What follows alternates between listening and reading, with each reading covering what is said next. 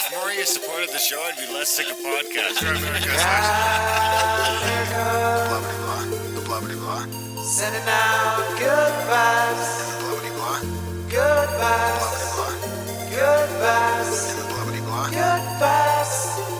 Good vibes. 108 breaths of deep gratitude and prayers for guidance and protection. And put on a didgeridoo and shamanic drumming track.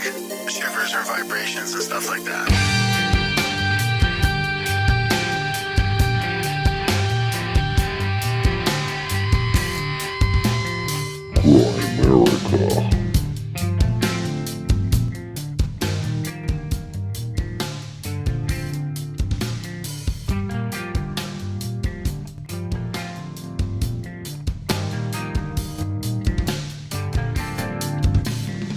Okay, guys, welcome back to the Grimerica Show. We got a doozy for you this week of another like a 3.5 hour plus. I think the only show we've ever done that was this long was the first time we talked to Randall Carlson. So we had Jordan Collins on, and then of course the enigmatic Malcolm Bendall showed up and regaled us for almost 3 hours straight of uninterrupted, other than a few questions, but he really does just go on some good, like 40-minute rants. It's something else. I was searching around the internet. I couldn't find anything even half this long any place with Malcolm. So we hope you guys enjoy it. Of course, we got everybody's favorite podcaster, Graham, the Thunderstorm generator Dunlop. Fucking tornado going up with your hair up there today. You kind of got the same thing going on as I've got going on now. Yeah. The W. It's the W. Winning. This is a pretty intense episode. I mean, it really is. It is amazing. I mean, Jordan and I talked, like, I didn't know if Malcolm was going to make it or not. So, I mean, Jordan and I were planning, and you were actually late too. So it was just going to be me and Jordan for a while. But then when Malcolm came in and we let it sort of go, and then we thought, okay, like, let's just let him roll with it, because he really needed to tell his story. Like, he really did.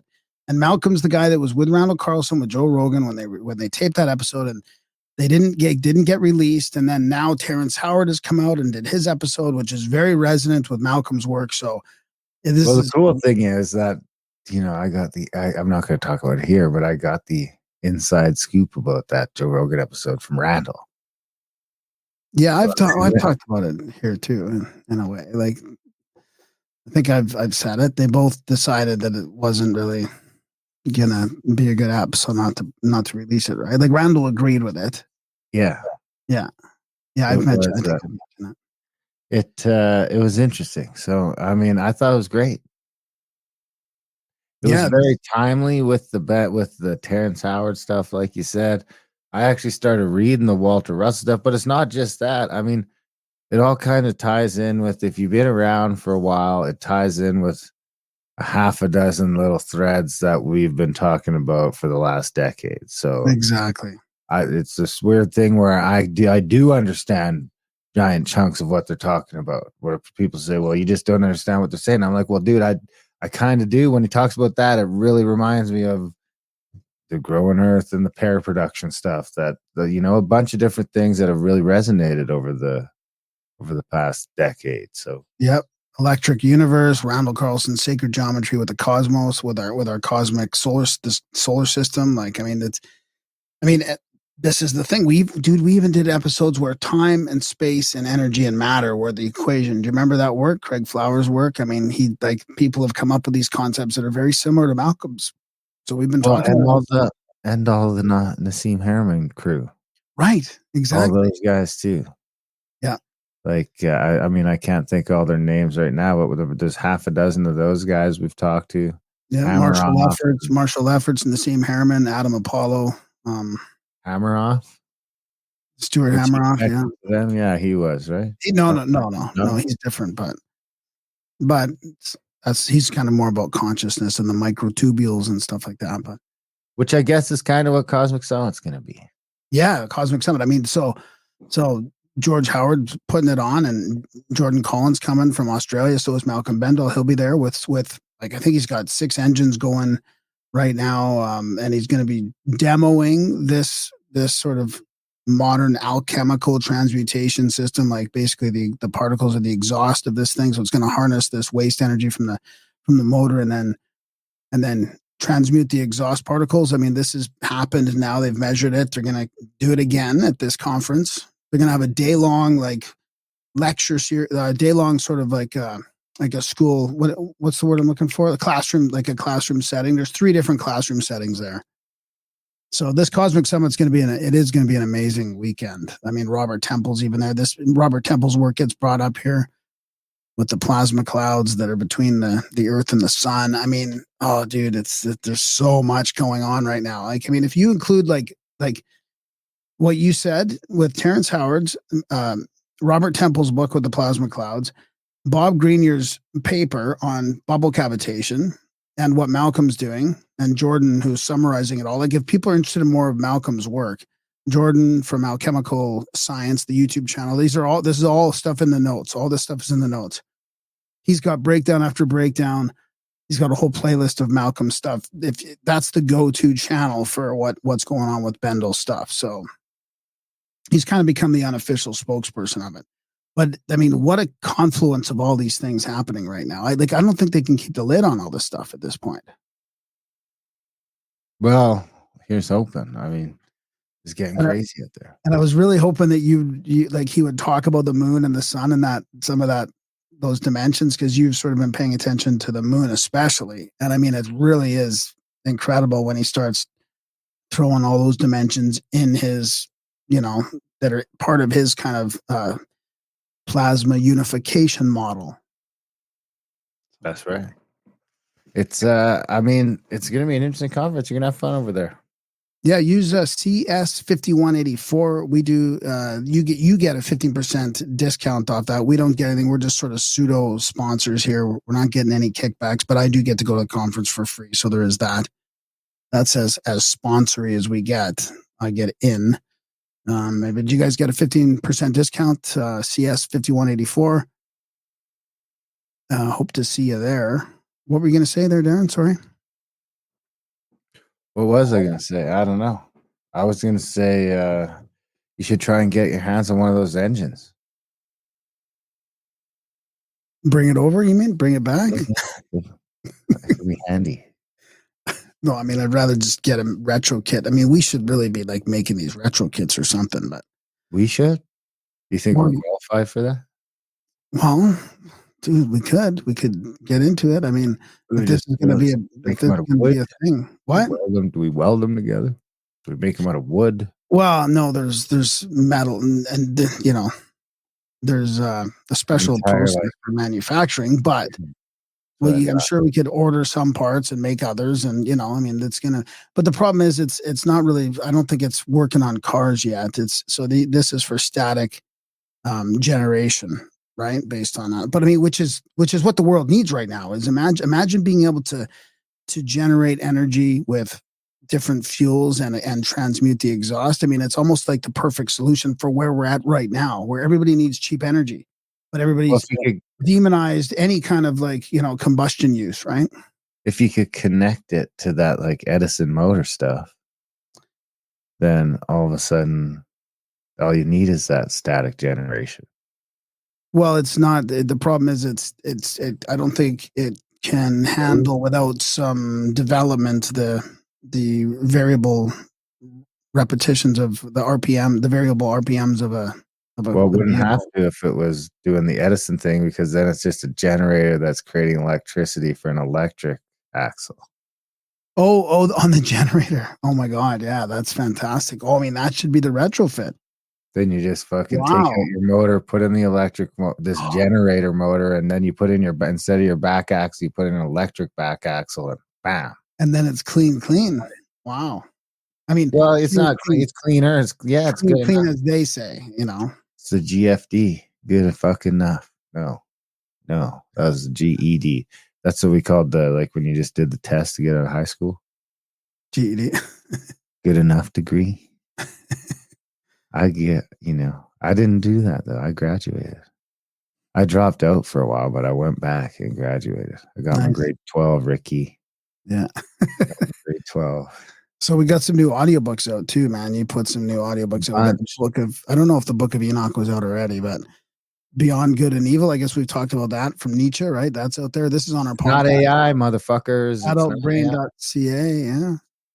The Book I've of had a Enoch. couple people ask if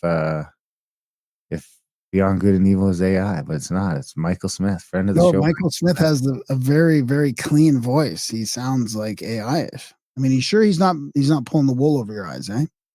If it's AI, he's managed to really make it sound like himself, but it's not pumping it out quick enough. Now there's no way, and I'm not rushing him. I don't need it quick. It's not. But if it was AI, it'd be done fast. I have found a couple of these AI stuffs on Audible now. Well, Audible set up their own system for it, right? Remember they said they weren't going to allow it? Well, they're going directly to, this is what I think is happening. They're going directly to authors or publishers and doing it through their own AI system. Everyone's rejecting it. What do you mean? Nobody likes it. The people, you mean, don't like it? It's too soon. It doesn't get the I don't know, dude. It sounds really, some of them sound really good. You can't even pronounce the words right. How the fuck's the AI get to do it? Well, what do you mean? It's all, I mean, it just has to pronounce it once and then it's good, right? I mean, you have to train it how to pronounce all the words, right? Wouldn't you? What? Do you have to pronounce it? Well, a lot. Sometimes I go back and I have to relearn it even. What other new books did we have out this week? As a Man Thinketh. Ooh, that's a good one. I listened to that one. It's short. Yeah. Did you like it? Yeah, it's good. Very Napoleon Hill-esque. Yeah. But I think way before that, though, right? 1902 was from. Yeah, that would have been 35 years. I mean, Napoleon Hill started Think and Grow Rich in 1913. Right. The Prophet from Khalil Gibran. I think that's new, right? I mean, that's like one of the most popular books ever. It's really kind of like a sort of a self-helpy one too. It's really interesting. Utopia from Thomas More. That one is like, I think that's like the start of socialism and talking about property. I mean, I know they're talking about property rights back in Greece and all that too, but I think this is like the modern genesis of some of that type of stuff in the UK. And then the Egyptian Book of the Dead, the E.A. Wallace Budge edition, and my favorite of all so far, even though a lot of it was a little over my head, but some of the stuff was amazing. That's The Road to Serfdom by Hayek. I've heard Hayek referenced a couple times since I've read that book, but it's really like pointing out why socialism and communism cannot work. Very interesting. And that goes back and again to like the 40s, I think 1940s or something. So almost like 80 years ago, 100 years ago, they knew they predicted some of this stuff. It's pretty gross. Well, of course, you can get all those at the podcast, adultbrain.ca. There's a podcast. Some of them are on the YouTube channel, not all of them. They come out a lot slower on the YouTube channel, and there's ads in them, but they are free. You can get a few of them free at the podcast. They're on Spotify, which I think if you're a premium Spotify member, you get them for free. You can listen to one a month for free. We get paid if you do. And of course, they're all sort of, you can get them anywhere you get audiobooks. If you can get audiobooks there, you can find our books there. Including, I think, like half of them have trickled their way back to Audible. Spotify, they seem to get to the fastest. They really do. Like usually I think like as of right now, Spotify is very close to as current as the podcast. The podcast is the most current. It has everything we've done right there, ready to go. Of course, there's also links on the website to get you to Patreon or to Bandcamp where you can get all that stuff there as well. So actually, while we were recording, Hints to Students of Young Occultism came out on the Audibles. So Yeah, 55 of our 130 some books have made their way back to Audible. There's 120 some of them on Spotify. They're all on the podcast. That's the podcast includes some other gems too for members only that aren't available anywhere else. There's some secret fucking gems in the podcast. So yeah, we're not going to tell you which ones. We can't tell you which ones. We get ourselves in trouble. Just kidding. We wouldn't do that sort of thing. Anyway, Did we get any supporters lined up for this we intro? do. We got some anniversary supporters. I do gotta say, let me play this first. Amen. Can I get a witness? Thanks to all of those keeping Grimerica in business.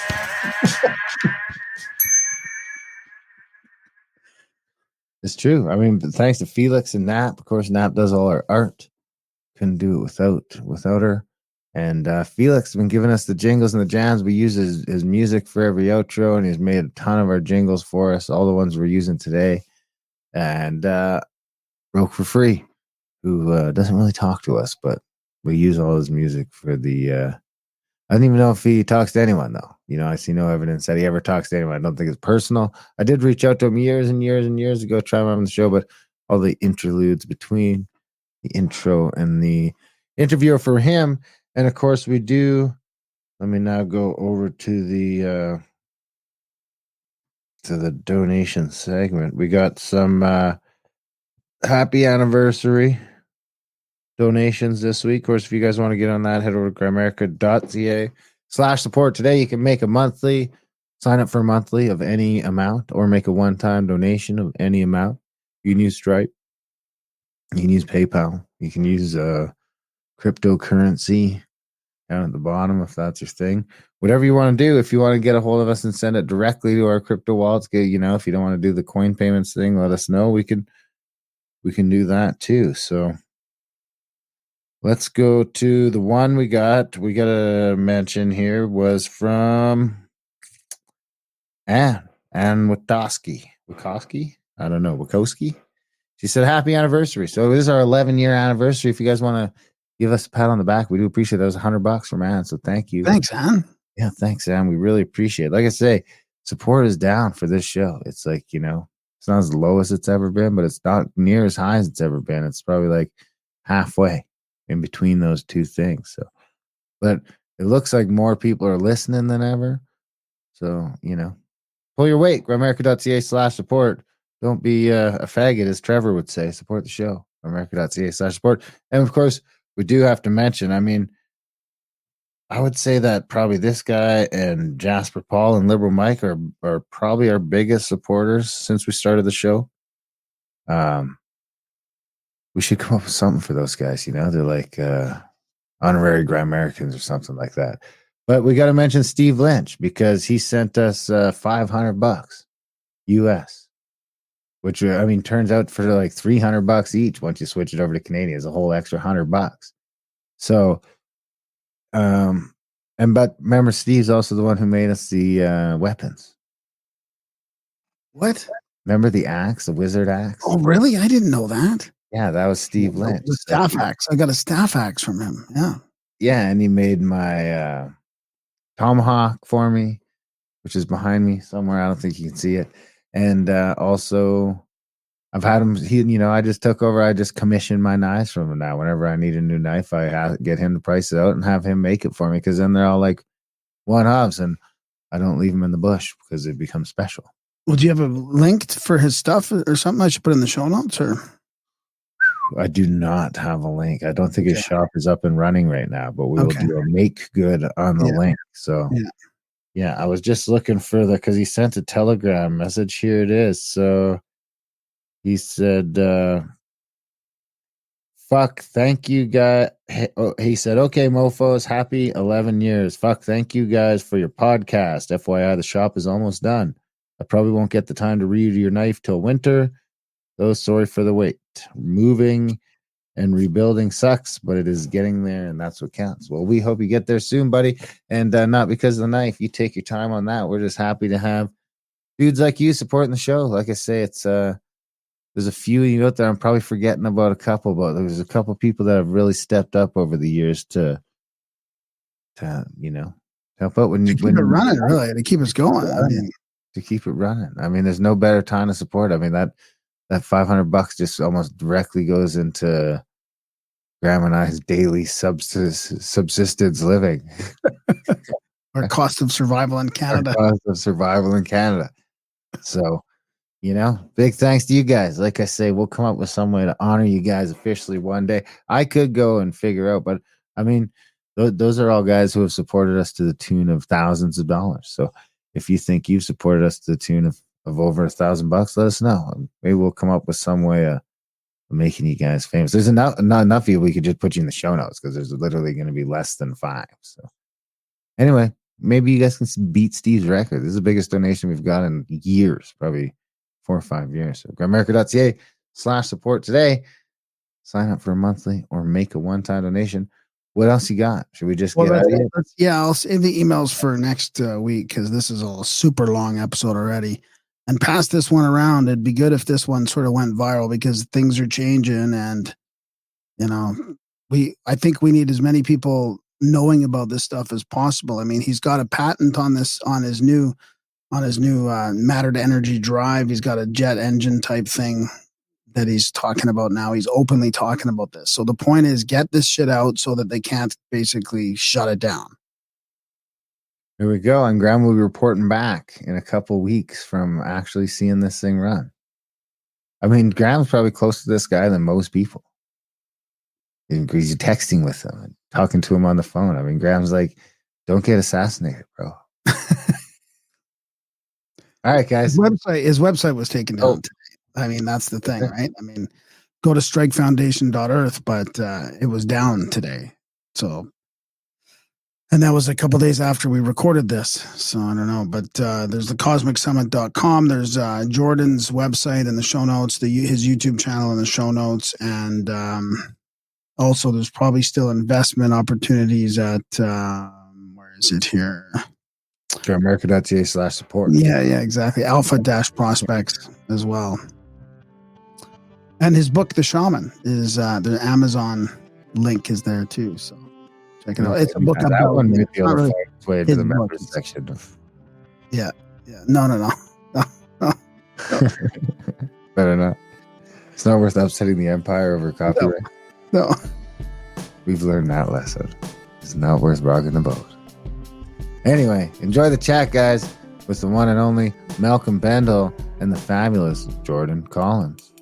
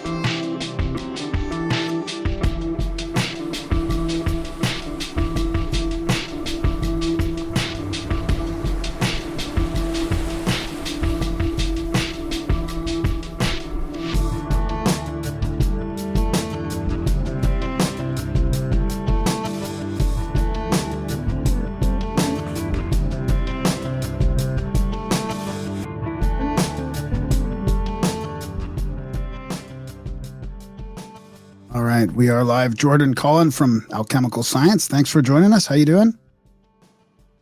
No worries. Thanks for having me, Graham. Yeah, this will well. Yeah, good. This will be a blast. I mean, what an exciting time, right? I'm looking forward to meeting you at the Cosmic Summit for sure. Coming up like in a couple weeks, actually just over 2 weeks, June 15th, 16th, and 17th. And we might have Malcolm Bendall and we might have Darren showing up. They're both missing in action, so we'll see how that goes, but this will be fine either way. Yep, on with it. So you are freezing up a little bit. Hopefully there's not too much of a delay in our conversation, but if there is, we'll just have to be cognizant and wait for each other to finish.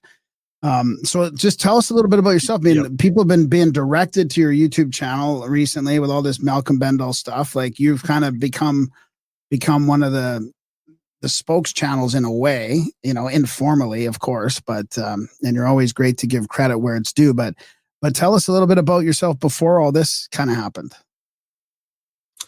Yeah, all right. Well, I'm an organic farmer, really. That's probably like my main trade or profession. My wife and I have just been growing vegetables for local markets for probably the last 8 years. And I guess I did that.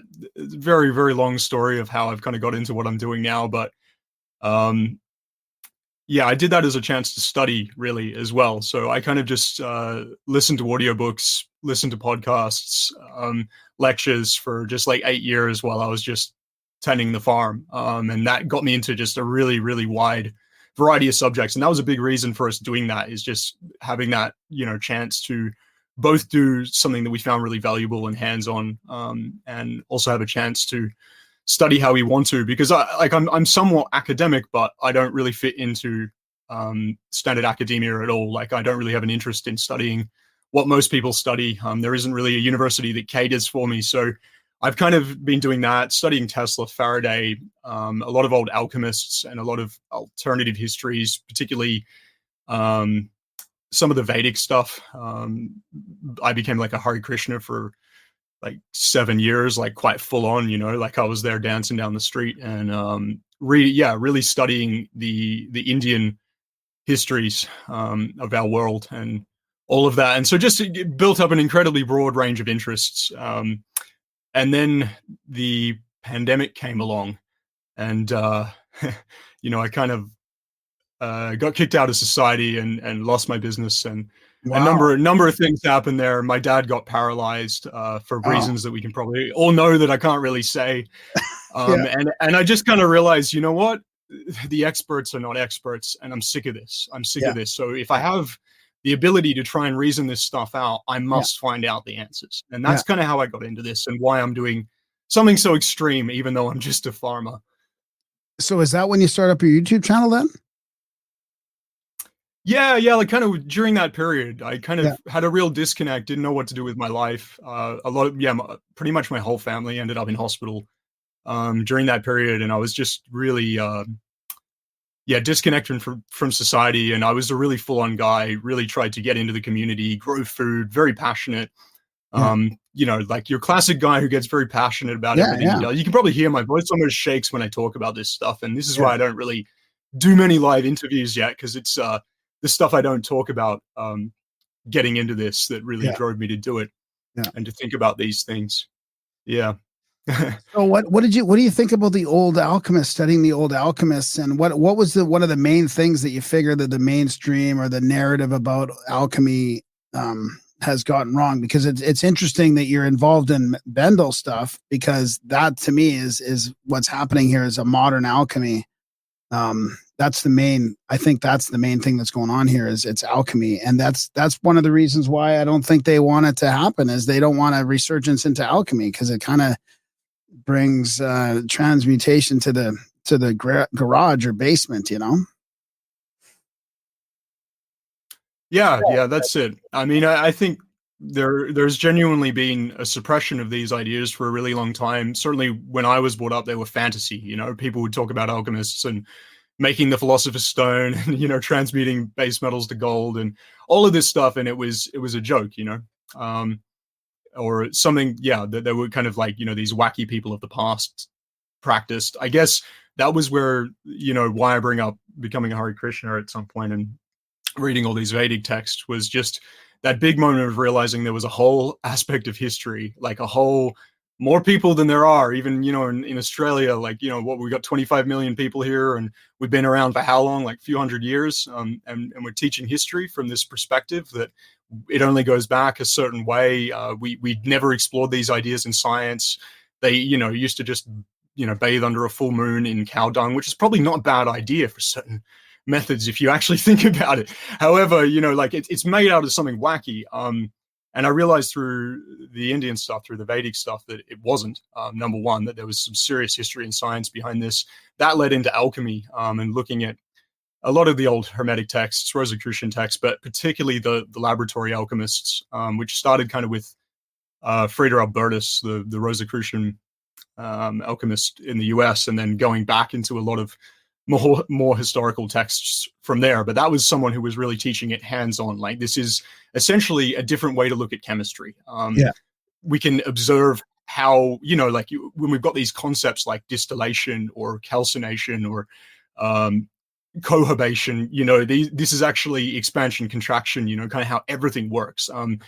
it's a different way of looking at science. And so I was really attracted by that. It gives you more freedom, more license to think. No one's telling you ideas to repeat or information to memorize. It's kind of somewhat of a cryptic mystery to work out, but highly empirical as well. Yeah. We had I don't know if you knew about our episode we had with Troll Forge. What was his name? The Troll Forge. He forges weapons, right? And there's an alchemical aspect to that too, which I found fascinating, the way he describes it, where when the iron changes its alchemical properties, depending on the astrological aspects, that's how kind of talismans and stuff are made, depending on what's happening in the cosmos. So it's interesting that even that can play a part in when something is transmuted. Yeah, there are no isolated systems in physics. I can't even remember who made this quote, but it's a good one. And that gets you into this whole idea of the music of the spheres, which is what I'm going to be talking about at Cosmic Summit. Not necessarily strictly to how many people may currently understand it. I mean, I think it is really in the broader idea, but not referencing one particular person's work. But this idea that these cosmic cycles, they are the macro. They are indeed influencing everything that happens on Earth. And someone I love is Brian Keats, a biodynamic guy who makes a calendar in the Southern Hemisphere everywhere year.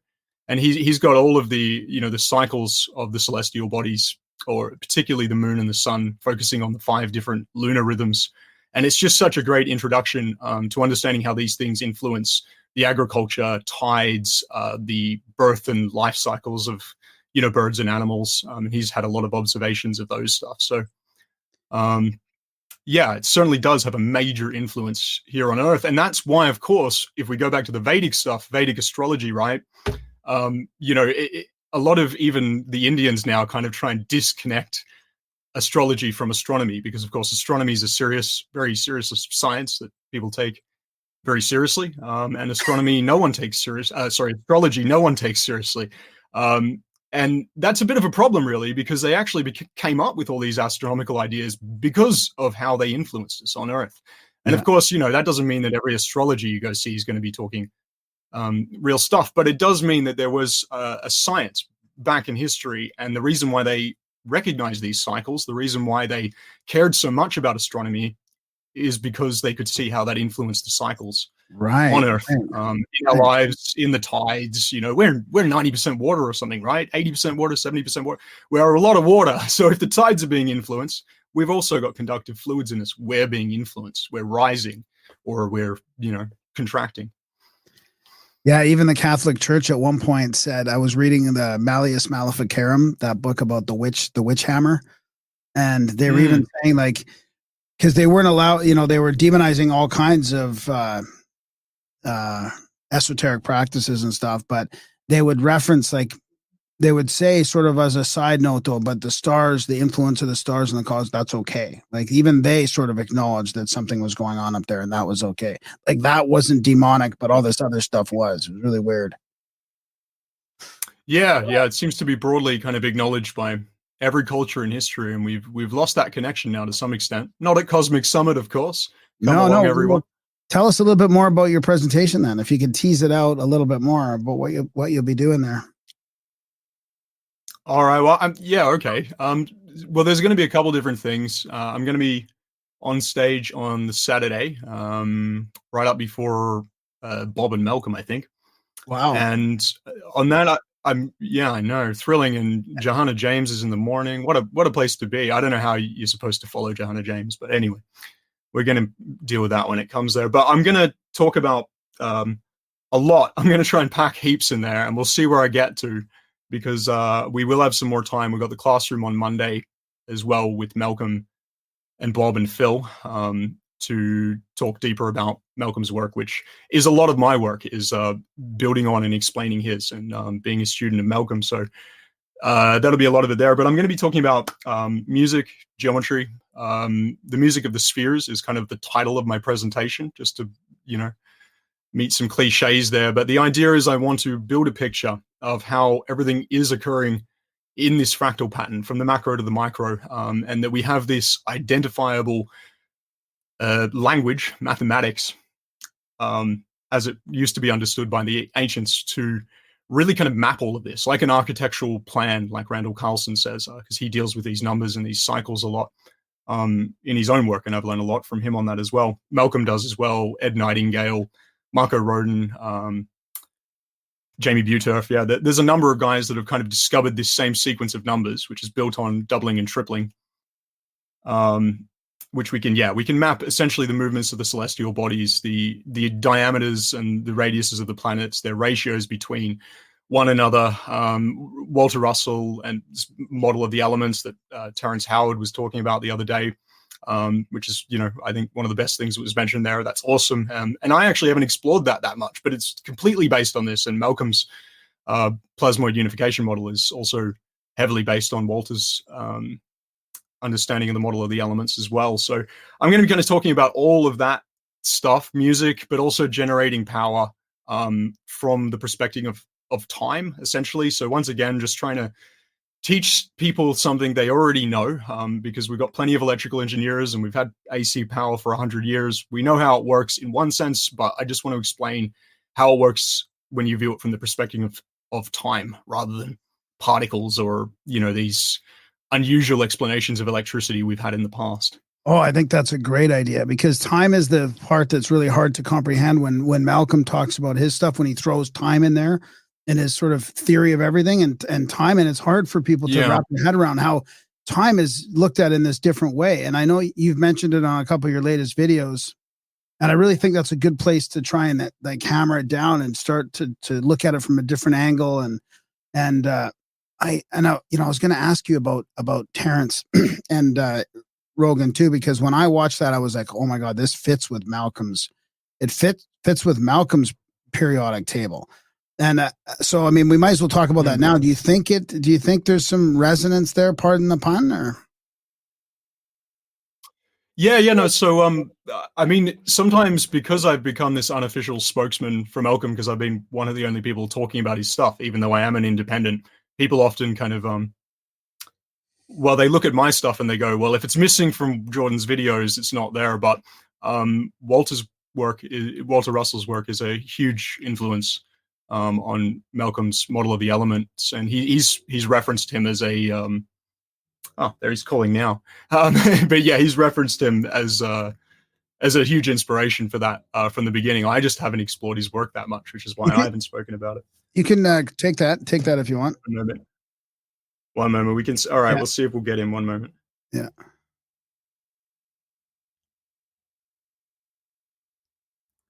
Hey, Malcolm, I'm on the live stream. Oh yeah. Can you send that link to me? Oh yeah. Okay, I'll send it over again. One moment. All right, I'm sending him the link again, and we'll. Awesome.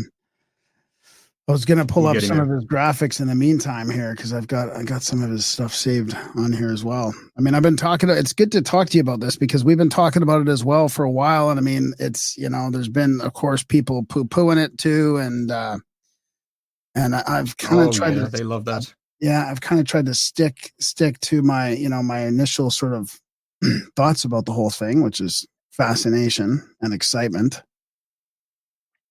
That's the way. Good on you, Graham. Yeah, I mean, Me too. It's because I mean, what I love about Terence and Malcolm is there's sort of a spiritual aspect to it, and I mean, I'm kind of biased for that, but I'd rather have somebody change the world has a genesis story of like a spiritual experience. I know that sounds crazy, but in a way, I have a trust there that's not there with like scientists coming out of the lab with their lab coats trying to and spending billions of dollars to create some small portion of over unity. Like. It just doesn't resonate, man. I like these renegade scholars, that have had some experiences. Yeah, well, they're willing to say what they believe, and sometimes everyone can be wrong on the small things, but I think that's with Malcolm. He's right on the really, really big things, and to be honest, he's right on the small things 99% of the time as well, even though he gets a hell of a lot of doubt and attacks over it. But yeah, I don't know. I'm excited by it. It's just nice to see things happening in a way. Like, I think there's just kind of an arrogance to science that regular people can't understand things or comprehend things, and that's where a lot of problems have started. And yeah, I think most people can understand what's going on right now, and it does come through that spiritual aspect a little bit. That we don't. Essentially, that's the problem. We don't live in a world made of atoms. We don't live in a world that comes from particles. And so you can be very, very intelligent and you can work out a lot of things. And I'm not degrading those people or, trying to be sectarian about this, but it just doesn't work like that. Right. Life doesn't come from particles, and that's a pretty silly thing. I think most people, can actually understand that, there is consciousness, there's love, there's like, once you get to that thing of, all right, we've analyzed every little particle in the world, what was the damn point? You know what I mean? Yeah. Like, what's the point of anything if human life doesn't matter, if consciousness, if love doesn't matter? And so, yeah, those things have to be there, right? They do. Yeah. Otherwise, it won't go well. So before Malcolm pops in, I mean, do you want to do like a quick summary? Like, what should we do if he pops in? Should we have a summary already did to the audience that you've done of the technology and his inventions, or should we talk about something else and let him explain it? Look, I think just harness Malcolm's pop in when he does, and okay. So why don't we summarize? If you've got any questions or if he wants to talk about something, yeah. So why don't you summarize for people then that aren't sure what we're talking about here? So Malcolm Bendall's kind of tech that you've been analyzing and kind of distilling down and talking about to people. Yeah, sure. So I think there's a lot of confusion around it because there's a few different bits of technology. The one I've mainly been dealing with is the Thunderstorm generator, which is a retrofit technology to go on existing, fossil fuel or combustion engines, smokestacks, power plants, coal. Essentially, it's going to remediate, transmute the exhaust gases or the output of that system into something akin to air with some other stuff that's still being explored. I think Bob Grenier just did some further mass spectrometry trials like 2 days ago or something. So I think a lot of that may be announced at Cosmic Summit, the further work they've done. Where was I? So I get lost when I'm thinking about it. So for the combustion engine. Part. Yeah. Retrofit technology, pretty much. And it's a transmutation process. There is some increase in fuel efficiency. Got to be careful what I can say on that right now. I think we're going to wait for all of the peer-reviewed data because essentially he set himself up well because suppression around this technology does go on, and he's relentlessly being hampered. He's sent out enough units that a number of quite trustworthy and well-credentialed scientists now have the machine. Hey, Malcolm. And so now they can come out with their data at the same time. Right. We shouldn't have any more people attacking me for going and doing a smell test or any of that stuff. So Yeah. That's good. Yeah. So you're sort of, protecting yourself from all the skeptics in the best way you can, Hey, Malcolm. Yeah, there's plenty of legitimate scientists ready to do the work now and do the testing. So that's all going on, eh, Malcolm? Yeah, big time. I mean, it's we established a beachhead now of 6 machines, in the US for the conference because of the history of the direct, directed malice, and so it's that plan was to have so many machines in the US that their normal practice of and it's very well coordinated and very effective strategies they've been operating under was simply to try and suppress the technology simply by sabotaging it. I mean, nothing new under the sun. I mean, Martin Fleischmann, cold fusion, even the words that they generated to describe it were malicious. I don't know whether you're aware, but the Martin Fleischmann, that I had the privilege to spend a week with, a year before his death, in Salisbury Plains. The U.S. Navy sent me there to catch up to him. But still, the general public doesn't realise that Fleischmann and Pons, Martin Fleischmann, was the subject of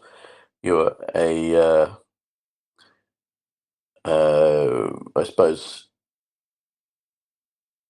the way in which they went about discrediting him was so effective that most people don't even know that his technology was validated by MIT, who then falsified the results, right? And still today, you'll hear people, cold fusion. Oh yeah, just mention cold fusion and mention cold fusion and it sets people off. Yeah, and that was the deliberate, and that was a psyop that those words did not come from Martin Fleischmann. Right? Where they came from was they decided that when they set the parameters, can you imagine this? The deep state sets the parameters to what manifestations you'll have if you have cold fusion, which are deliberately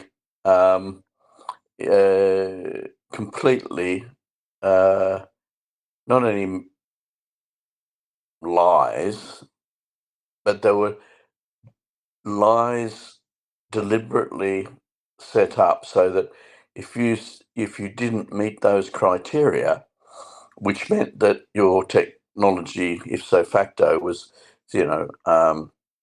toxic, then you did not have cold fusion, or you did not have a safe self-contained non-radiating boundary structured plasma, and so therefore the game was rigged from day one. Yeah. Because what we now know is that the it's anything but cold. Yeah. So, but it's simply that no one conceived of the true nature and structure of plasmoids. And those plasmoids, King Solomon called them Shamir, and that would go back, to a knowledge that was, you're talking about 4,000 years ago, so 3,000 years ago exactly, I think. But it did predate that, because you look at the Book of Enoch, which, you could argue how, actually, no, I wouldn't say. Classic history and classic science is absolutely wrong, because I did send, God bless him, George Howard went on a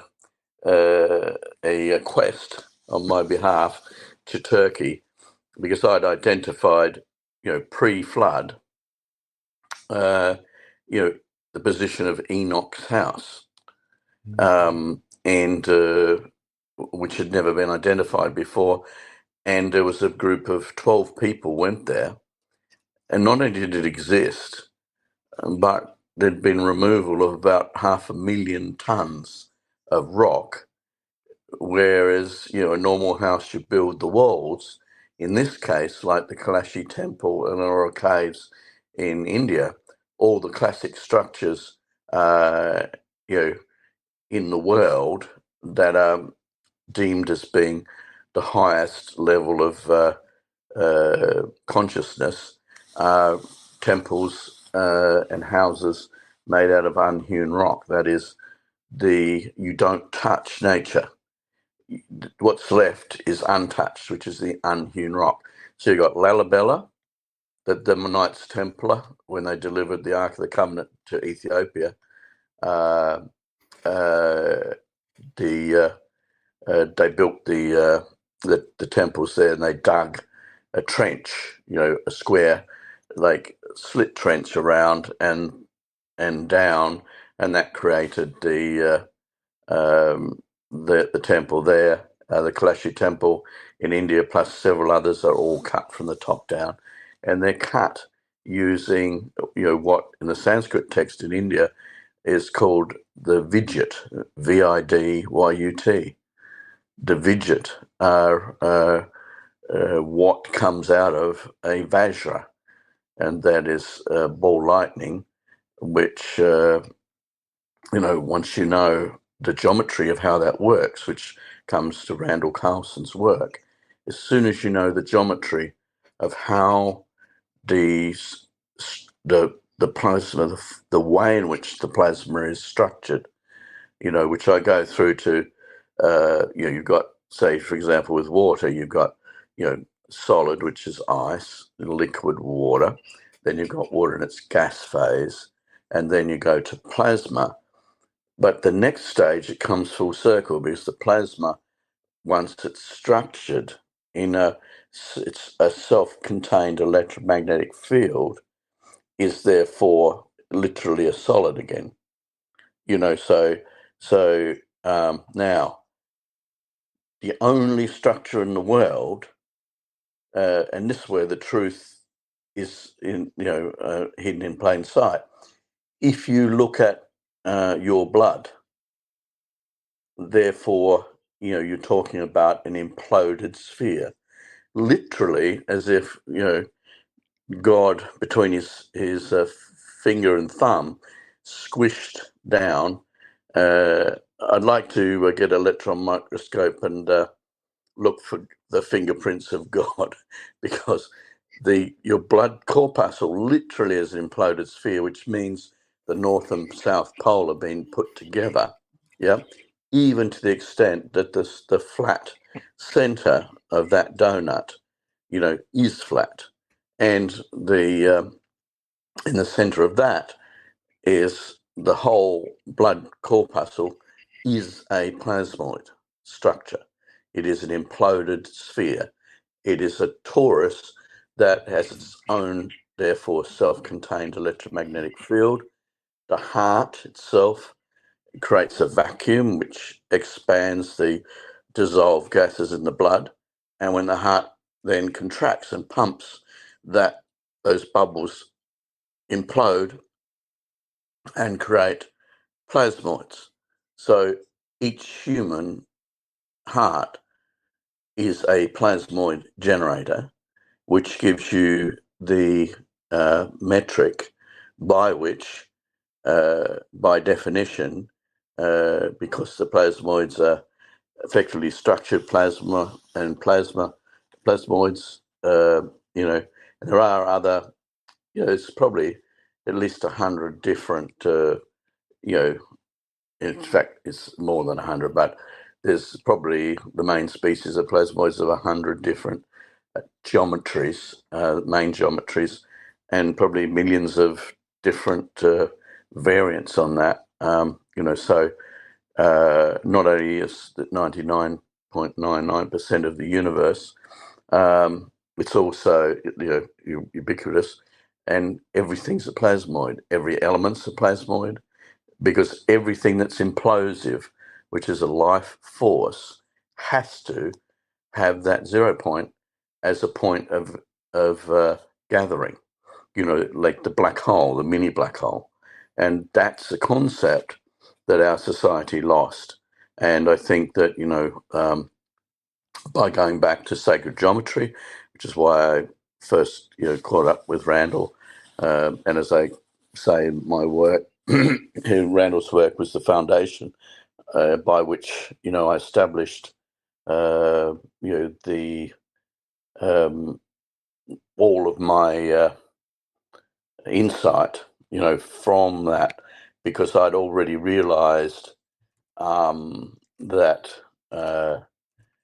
all of the sacred structures in the world, pre-flood, all worked on the basis of the knowledge of the plasmoids and a knowledge of what Bob Green has been working on with the Mark Fleischmann Memorial Project is it all stems around that knowledge. And once what the Sanskrit text says is when the cause of all causes, well, actually, I'll paraphrase it.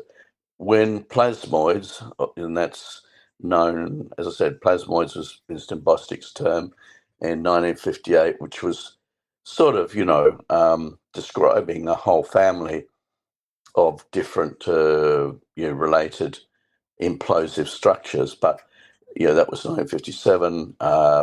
Ken Shoulders called them exotic vacuum occurrences, EVOs. If you go back to King Solomon, he called them the Shamir. If you go, that's, say, as I said, 3,000 years ago plus. And then if you go back to Enoch, you're talking about, we're talking about an extraordinary thing. Having found Enoch's house, right, within, you couldn't believe this, within eyesight, like within, it's only over 3 miles away across a valley from Göbekli Tepe. Right? Could you believe that? And do you know what that was found on it? Written on the walls when George Howard went there. What's Do you know that? what was written on it? The Knights Templar had written on it. This is a structure that was unknown, right? That was huge because there's 500,000 tons of rock with no, I'm a miner. There's no road, right, or anything that gives you a clue of where that 500,000 tons went to. It's gone. And all that's left is the unhewn rock, right? That is, you have the walls that have never been touched, right? Can you imagine that? How this synchronicity is coming together, right? And more than that, also, that's the Patriarch's Valley. That's where, the Book of Job talks about the same valley. Enoch's Valley. Now, Enoch, why it was destroyed, that book was destroyed, right? By, and I say the entities, right, who are suppressing this information. And the world has to realize that the only thing that the deep state and all the representatives of all human oppression, right, and it goes back to the Tower of Babel, it's a very subtle thing, but that valley is where the Tower of Babel is, right, in the Haran Valley. And you can still see it. That tower was so big, it's now like a small mound in the center of that really fertile valley. And in addition to that, before I found, Enoch's temple and had that confirmed, would say his house, it was really unhewn rock. I'd already discovered Sogmata, which was the 7 hills representing the 7 sisters of Pleiades, yeah, and a pyramid that's so old, it's literally still just a mound of dust, yeah, with a few blocks in it. And then when I went back and researched it, 1,200 years ago, a very famous Arab historian pointed out that that was where the Palladians had left their Hall of Records. And for the last 5,000 years, I think it describes that every man of note, including Alexander the Great and many great kings, had tried to enter that pyramid and had failed. Did anybody make it? No. No. And there was a ring. How did you find out where Enoch's house was then? Well, because I, and this is the big thing about the conference, and this has, been a revelation to me because I've been, on the island, it was easy for me because I didn't have to communicate with humans. You know, and one of the biggest adjustments when I came back into society was the fact that I didn't recognize it as it was no longer part of my reality. You know what I mean? All of the things you couldn't say, like had now become all my truths. The 7 years of prayer and fasting and pushing in after being infused with plasmoids. Now you couldn't believe the synchronicity of it. The person that supervised my infusion with plasmoids, because I'd recognized that plasmoids were in fact where you get your intuition from. Because, and if you were going to have wisdom, then, like I thought, well, I was trying to finish the unification model. I spent 50 years trying to figure it out, and I couldn't. And I was 55. Those days, I suppose it was 40 years in the wilderness, and I'd been in the wilderness for long enough. I couldn't understand it, and so I said to my minders in the CIA and the U.S. Navy, I said, "Look, I can't work it out. It's beyond me. I can see the shadows of it, but I can't figure it out." I said, "The only thing I can figure out that if I infuse myself with plasmoids, then I should be able to, have free access to the 0 point where there is no time space. So everything that has been and everything that will be is there to see, which is, variously called the Akashic record, or, finding the 0 point, finding the eye of the hurricane, and that it's a very good parable for the earth to realize and humans to realize is that if you look at a hurricane, until the still center forms, it might be like, 30-mile-an-hour winds. But once that perfect still center forms, you've got 300 miles an hour winds, right? And as soon as that still center gets disturbed, the winds collapse again down to nothing, maybe, and the still center is still. And the wall, the eye of the hurricane, the eye of the eye of the tornado is still. So the parable was that if I could join the still center, then I could download, which, if I was removed from humanity on my island with no one disturbing me, and I could sort of, after I'd been infused. Now, at the conference, which is amazing, the man that supervised that infusion, and it was Guy Obolinski's a very advanced machine which was in upstate New York at Sloatsburg. So the man that did that will be coming to the conference, because my challenge was, to say to humanity, well, all my notes and everything that I downloaded was in the still voice. That's form and function. That is, it's not a sentence you read.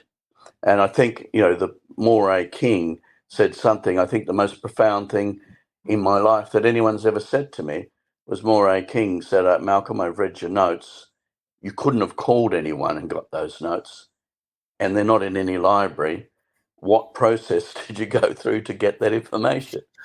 And so, that's what I decided to share at this conference. Not only the validation of that, but we've now rebuilt Obolinski's machine, right? So as other people can infuse themselves with plasmoids for two reasons. One is it gives, there's in Habakkuk in the Bible, it says, "Write it clearly so others may follow." And what I realized that even though my path was torturous, and extreme, I think then when I say extreme, praying and fasting for 40 days at a time, which is extreme.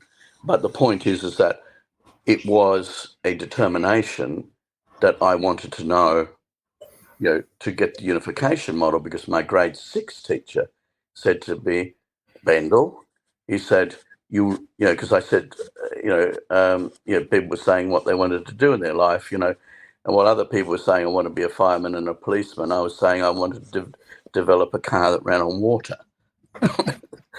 So, it was an unusual thing. But when I realized I just couldn't do it, because what my very wise grade 6 teacher said, Bendall, you'll never be able to design a car that ran on water because no one has the unification model until you know how everything's put together, and you only can prove you know that when you can put everything together. Now, the unbelievable confluence we had at the moment, which is basically the age of enlightenment, is that just 2 weeks ago, Sheila, who's coming to the conference too, was a musician that I met up with her, and she had taken the plasmoid unification model, and ran all the frequencies that are on that model and found out that they're all coherent, that if you put them all together, they create a stable, standing wave. Wow. This is really cool. She'll be bringing those to Cosmic Summit, right, Malcolm? Yes, and she's working on it now in the presentation.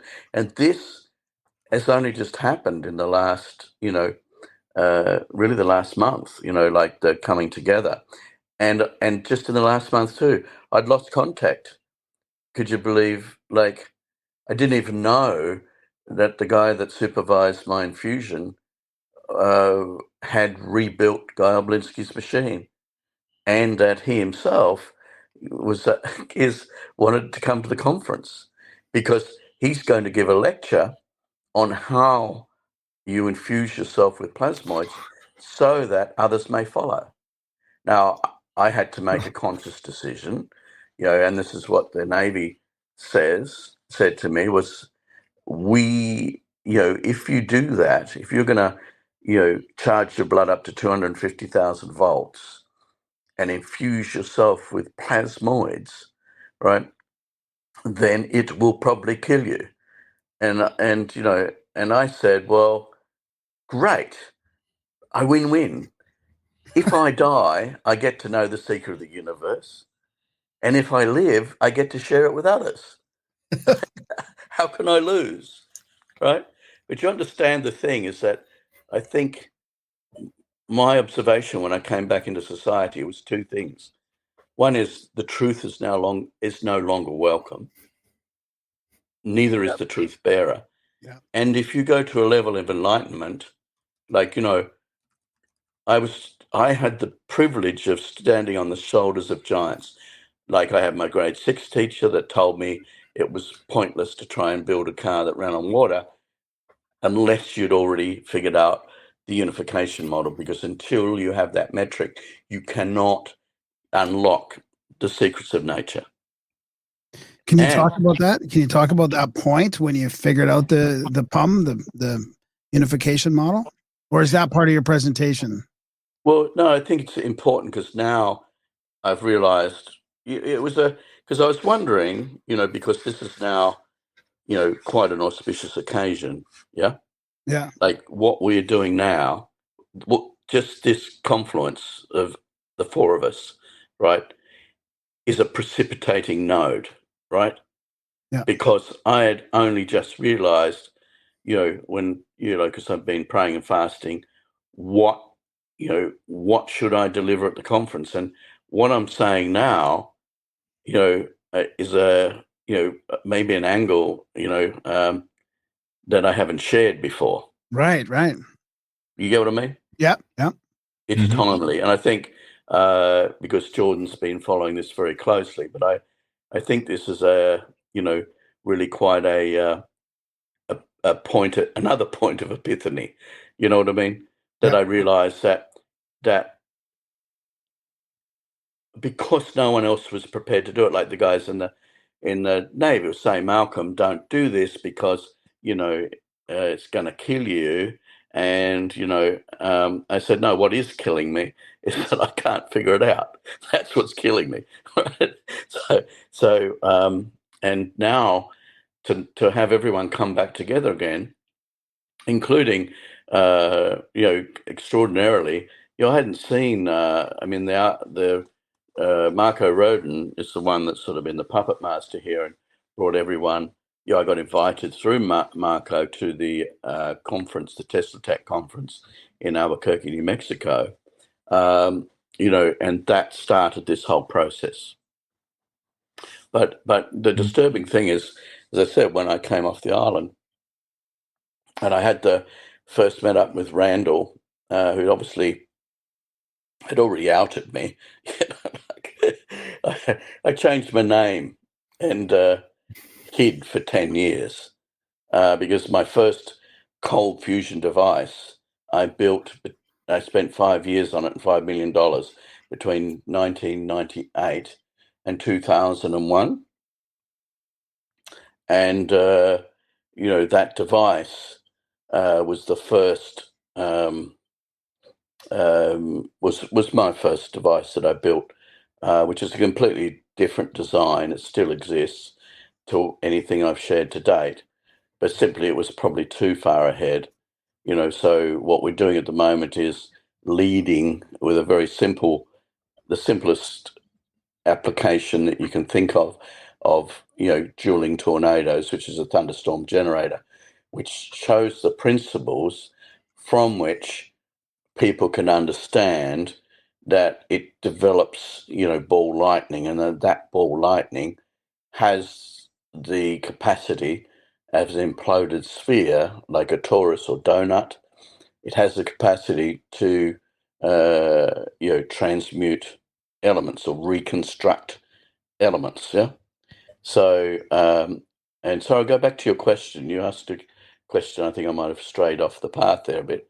What was That's okay. Well, no, it's the point when you figured out the model. I mean, you went okay, away. yeah, right. Okay, that's back to that's where I was headed. So basically, what happened was, the process was, it was a 3-month process to infuse myself with plasmoids, and basically, as I said, the thing was risk my life doing it. But after that, then I thought, to realize that knowledge, I have to, and I told everyone, because I had people, there was $10 billion was offered to me by the military heads of Japan and South Korea, because they had trouble with their nuclear reactors.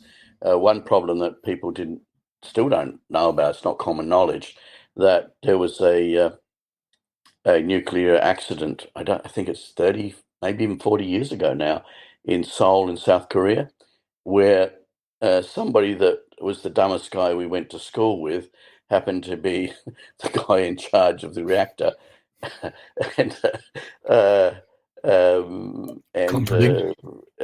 diverted some overheated water directly from the thing into the water supply of South Korea, which wasn't helpful. And then you've got the Fukushima, which also has not been helpful.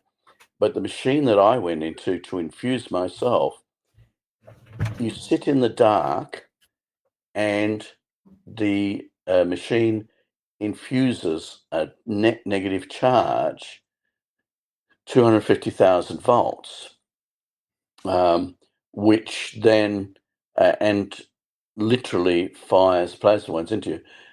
Now, that was when I took the shield off the machine, when I did my thing. But when you put the shield on, it's simply the voltage. And what it does is, it's just like a magnet. It's negative charge. It's life. It's imploding charge.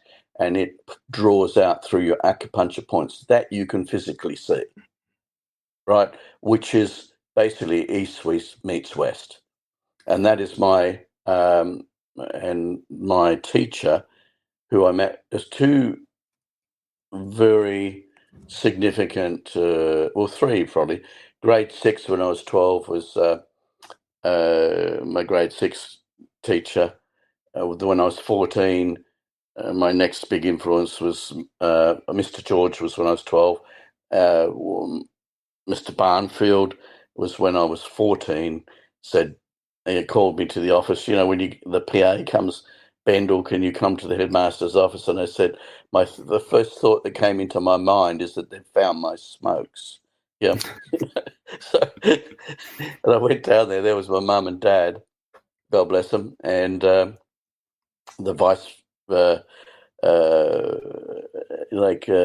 deputy headmaster and the headmaster, and there was the head of the maths department and the head of the science department, and it was like, okay, Bendall, we can't teach you anything else. What do you want to do for the next 2 years? I said, Mr. Barnfield, I'd like to develop a car that runs on water.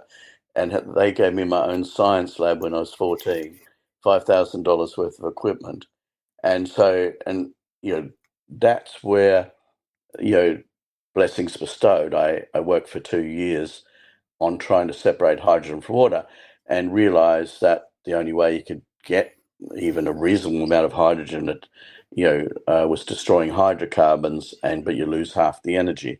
So that's when I realized that society did not have the metric, did not have the knowledge to know how to do it. And I knew that maths was wrong. I realized that when I was 14. I said, don't teach me this, it's wrong. I don't know what the right thing is, but I'll find out. So basically, after 2 years, I said, Mr. Barnfield, the only way you can get hydrogen is to destroy hydrocarbons. Why would you do that when you lose half the energy? That's insanity. And now I'm in the insane world. When I came back from Ireland, everyone's talking about, oh, yeah, we'll have a hydrogen economy. And I looked it up again and said, I looked it up again. It said exactly what it said in the library textbooks that I read when I was 14, which is, by the way, for the audience, was 50 years ago, right? I figured out that you can't do that. We can do it, but you're losing half the energy. So why would you? Because effectively you're creating pollution anyway, but you're losing half the energy. And I come into this insane world where they're doing that, which is the way of answering a question. Why did I go that way? And how did I go that? How did I figure it out? I knew that there's nothing new under the sun. I knew that I had the privilege of, at 16 years old, being identified by the head of the Tibetan army who had fought the Chinese all the way into Afghanistan and then fought the Russians, then got poisoned, and then ended up in Australia, because at the time where China invaded Tibet, as the Australian government took in a lot of refugees. Yeah, some of those refugees were in Hobart, Tasmania, where I lived, and that was a family. So what happened was this guy, who was head of the Tibetan army, I was walking through the mall in Hobart, Tasmania, Australia, and when I was 16, and there's this, I suppose the word is withen guy that looked like he was 1,000 years old, right? And probably was more, but he sort of said, will you sit with me? And I wanted to share something with you. And it's okay, And then his sharing was that he said, I'd like to train you. And then he is basically, and these words aren't really accurate, but they're as close as I can get, but to translate the information, but he was basically a Shaolin priest, and so he taught me what people would know as Kung Fu, so I could protect myself, and I didn't know. So I had 10 years of that, and also I learned that it's really about focusing energy. And the Tibetans, there's still a video that shows it's on celluloid. It's from about the 20s or 30s, that someone went into Tibet and they were lifting up these 1,000-ton blocks. simply, if you like, with an orchestra and sound and creating vortices. Yeah. So that was Henry Shelson and Dr. Jarl Olaf. I think one of them wrote up that paper, and one of them was the guy there who witnessed that, just for reference. Yeah. Oh, thank God. Yeah. That's and that's on celluloid. There's, I think, 3 different videos that survived that on celluloid. They had the big cameras, and the crank handle, and so they did take videos of that. Yeah. 1,000-ton blocks. Yeah. There's a paper by Bruce Cathy that goes right through it that's really interesting. I'm going to bring that to Cosmic Summit, talking about levitating rocks and geopolymers. Cathy, the guy that does the ley line stuff, right? Yeah. He talks about these numbers a lot too. You'll find a lot of very cohesive stuff in his books. Yeah, and it's also one of his books that I read, and this is way back. He put some more mature, accurate formulas. I think which formula? I think it was the equal MC squared thing, because E does not equal MC squared, because the speed of sound is only, the speed of light is only the speed of the light at the 0 point. And if you spin clockwise, then you reverse time, and if you spin anti-clockwise, you accelerate time. So therefore, that's the key. Going back to the model of the elements, is the realization that time itself was the key. So, and why? Because everything's frequency, but frequency is time. So what I realized was that no human or book that I could find in the world, and I spent $5 million and 20 years searching everywhere I could, geographically, libraries. I went to all the libraries of the world, searching for, and all the museums of the world, searching for the remnants of these truths. Yep.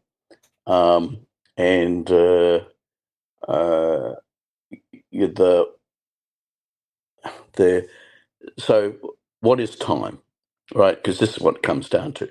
The plasmoid unification model, effectively, the key was this. What I realized was that, so as I said, I infused myself with plasmoids. I then removed myself from society for 7 years to realize those truths and write them down clearly so others could follow. The most difficult thing in my life was creating that plasmoid unification model. And there's a very, very good reason why no one else has been able to do it in modern times, because it's too hard. Because the framework that we're taught and the brainwashing we go through, which I go back to my shock when I met up with Randall, when I fled from my island, and I met up with Randall in Florida, and then we had the meeting with. We went to Boca Grande, and we had the meeting. Published, podcast with Com Carpenter, who was the India Foundation, who was still heavily involved in the project. In fact, to the extent that a $1 billion corporation that's now been helping us, I suppose, or going through a process with our technology to verify it. Com is actually, I think he might have flown back already from India, where he will be meeting up with these people and going to these test works. In fact, I spent all today with our testing our 5 machines there, and today with George Lash, who will also be at the conference, because George has a Lash heat treatment, who and he brought his. He's an expert in annealing metal, and that's creating the square homes for the plasmoids to sit into the center of. But anyway, so we did that information, and he's giving a presentation on the thermal effects of this, and we were able to today. We modified the Thunderstorm generator, so you literally had a tube coming where it comes off the exhaust, so we could actually measure the temperature directly of the exhaust itself with an N-type thermocouple. You're talking about space industry, modern fighter jet sort of annealing, and temperature is an important part of that to produce materials that last 30 times longer, because when you anneal something, you align the crystal structure. So if it's cubical, they're not bent cubes because of stress. They're exact cubes so that they have a center that the plasmoids can live in.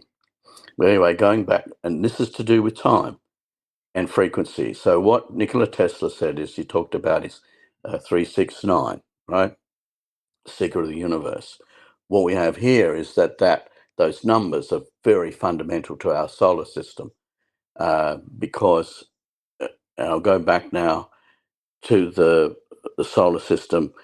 If you look at the plasmoid unification model, the big breakthrough is realizing on a clock you have 24 hours, or 12 hours on the clock, but there's 12 hours and 0 hours are in the same point, or 24 hours and 0 hours are in the same point. For a compass, 360 degrees and 0 degrees in the same point. Now, I'll challenge anyone to tell me where that clock and compass came from. No one can, because it's so far back in history, and I'd suggest 150,000 years, that no one knows where that information came from.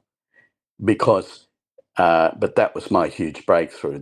Then when I realized the paradox, and we learnt it when we were in primary school, that, remember, you used to cut out a circle and colour it in with the different rainbow colours, and you spun it, and then it turned white. Or, when you're in your science class, you took a glass pyramid and you split light into its different frequencies, right? So, and that is the parable, is when you have all colours, you have no colours.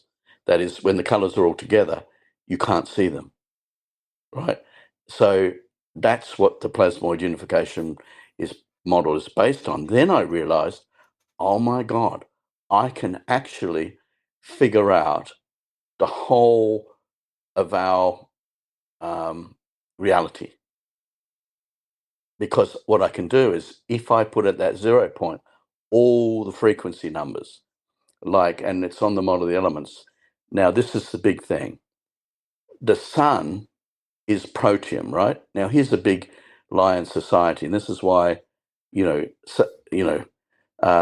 society is now alien to me, because it's so misguided and so hubris, that the establishment is actually the teaching establishment, or the very establishments that are meant to enable and enhance the development of society, have become the very just basically become a jail where lab rats live, and if they stray out of their cages, then they don't get water or food, so they have to live in those cages. And what I was saying, like Marco Rodin and myself live outside those cages, and so we'd prefer to starve to death and die of thirst rather than compromise ourselves by living in an imposed lie. Whereas if you don't lie, you are not accepted in the academic community. And Bob Greenier has broken that glass ceiling this year with his paper saying that from water, by imploding bubbles, the most implausible thing you can think of, that imploding bubbles could, create ball lightning, which then can, from water, create every element known to man, right? Just from water, with nothing else. That what happens is it's a stepwise process, whereas you just keep on increasing the you start with the hydrogen, which actually has the highest charge density, and then what happens is that the actual size, like I always make the parable in my mind, that if you think about hydrogen as being a table tennis, a Ping pong ball. ping pong ball in the center of a football stadium. The ping pong ball is your hydrogen, but it has the same charge in it, except a different area. So you're changing your area time is all you have to do to change your element. And this is why in my plasmoid unification model, I say that the time is the key and time is the mold in which matter is formed. If you think of an element as simply a cup, right? If you pour the contents of that cup, say that's in a thimble, and you pour it into, a normal teacup, maybe you've gone from hydrogen to helium, then you pour that into a bigger cup, right? Now, as you're pouring it into the different cups, they're different sizes because that goes up. You're working around in a circle. So you're going monad, triad, dyad, tetrad. That is, the crystal form changes. Carbon is both plus and minus 4. So it's both male and female. And that's what's unique about it. And then if you go to Walter Russell's work, who Tesla described as being 1,000 years ahead of modern science. And that was coming from Tesla, who himself, I believe, was 1,000 years ahead. Or if you argue that if I put my geologist hat on, I can argue successfully that the granite blocks that were what was used to create the bridge from India to Sri Lanka, and that when that bridge fell down, the coral that then grew on those rocks that fell on the silt on the bottom of that channel that are still there, the coral grew on those because they were channels, obviously, that channeled through. So they were deeply cut channels anyway. But, the coral there is 150,000 years old. So the Sanskrit text talks about that was found in a Mago cave in China in 1885, which all our modern society is built on, which is another interesting lie, because that was, as horrendously oppressed as was the fact that Martin Fleischmann's, which I think NASA's now calling it, which I laugh about, is called lattice confined, like lattice confined atomic reconstruction or whatever they use. Anyway, they don't want to say cold fusion because that was their original word, and they'd already slandered and defamed that.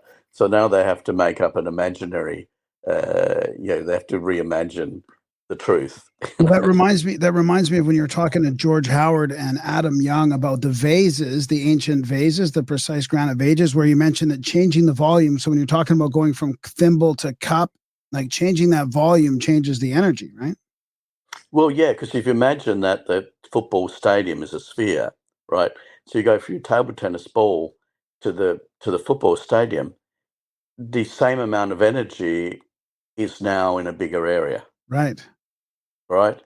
So, and like any bubble, and this is a great parable, in our bubbler, it's only the bubbles you can't see that implode symmetrically, because the bubbles you can see are subject to mechanical forces, right? But when you get down to the atomic level, the rules change, right? It's like Nikola Tesla's pump, where he used these discs or the spinning. Now, a spinning disc used on a fishing boat or a big ship, so that when you've got heavy rain and when you've got the seas breaking over the bow and going onto that it throws the water away, right? So that you can see clearly ahead. It's quite a good parable but if that glass spins faster, it would actually drag the water into the center, because there's a point at which the atomic forces overcome the mechanical forces. Do you want to put it that way? And here we have the unification model, and I go back to time. So when you've got the concept that what I realized with the infusion, and so that's why I had to go away, because I could no longer use the terminology. And, we were brainwashed at primary school, and then at high school, then in college, then in university, right? And then we're confined by those thoughts, because if you're a professor and you hold tenure at a university and you do not produce, if you're not accepted, if you don't accept what you're told and what your teachers told you, because it's a very simple system. If the professor that marks your papers for you to graduate university, only sees the image of his knowledge, like he tells you what these lies are, and you have to accurately tell the same lies back to him. Right? Yep. So therein lies humanity's fall, is, fear. Like, that control is through fear. And so, and what's fear? It's the expectation of inadequacy. And as human beings, we seek to be accepted, right? And how do you be accepted? You fit into the averages. How does someone see you as beautiful? Because you're average. I used to think when I was in primary school that we had the Grogan scale, and that was you'd classify the beauty of a woman as being on the scale of Methuselah was 0 and Helen of Troy was 10, right? So there was the concept ingrown into our youth that beauty was exceptional. And then I learnt after my infusion that was another big lie. If you take 100 faces and average them, that's beauty. Because what you're taught is that anything that is not normal is a deduct a point. If the nose is too long, deduct a point. If the eyes are too far wide, deduct a point. If the ears are too big, deduct a point. If the hairline is not average, deduct a point. If the height is not average, deduct a point. Do you see how it goes? Right. Yep. So when I came back into society after my Ireland experience, the horrendous thing I'd got past the Helen of Troy thing and realized that if you take 100 faces from any culture or anyone in the world, you take 100 faces and average them, that is what we perceive as beauty. So the human condition is such that anything that doesn't conform is attacked. So, and I was warned about that when I was, said I've standing on the shoulders of a giant. When I came into Boca Grande, I was fortunate enough to meet the guy that owned the hotel there in Florida, Boca Grande, and that's where Boca Grande were down there to meet up with Tucker Carlson, who, by the way, does have if you if you take into account that he has my book signed by me, and he has the 2 posters, one planetary power plant and one unification model, as does Joe Rogan. Joe Rogan. Both of them have it. That conversation was pivotal. And imagine after 50 years of my sort of excruciating tribulation, and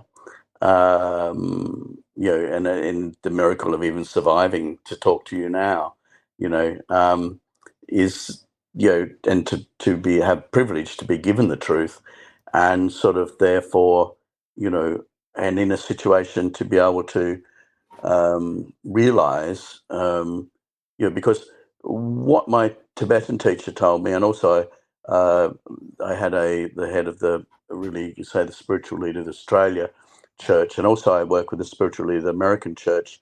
That was the guy that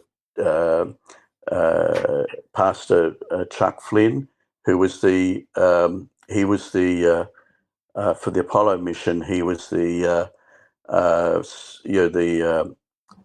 pastor that looked after all of the Apollo astronauts, and he also prayed in the presidents of the United States. On his deathbed, he put that responsibility onto me. He talked about the condition that America would be in, and this was like going back, 13 years or something.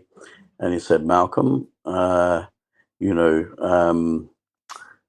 going to be a time when America's going to need you, and and I thought, well,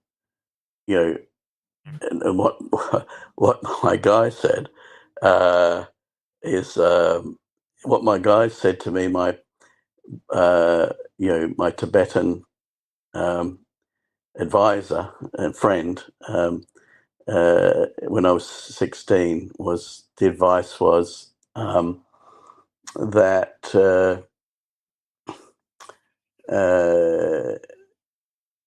that the whole point of life, it was, or the whole point of what he taught me. He said, Malcolm, what the whole thing about is that if you're going to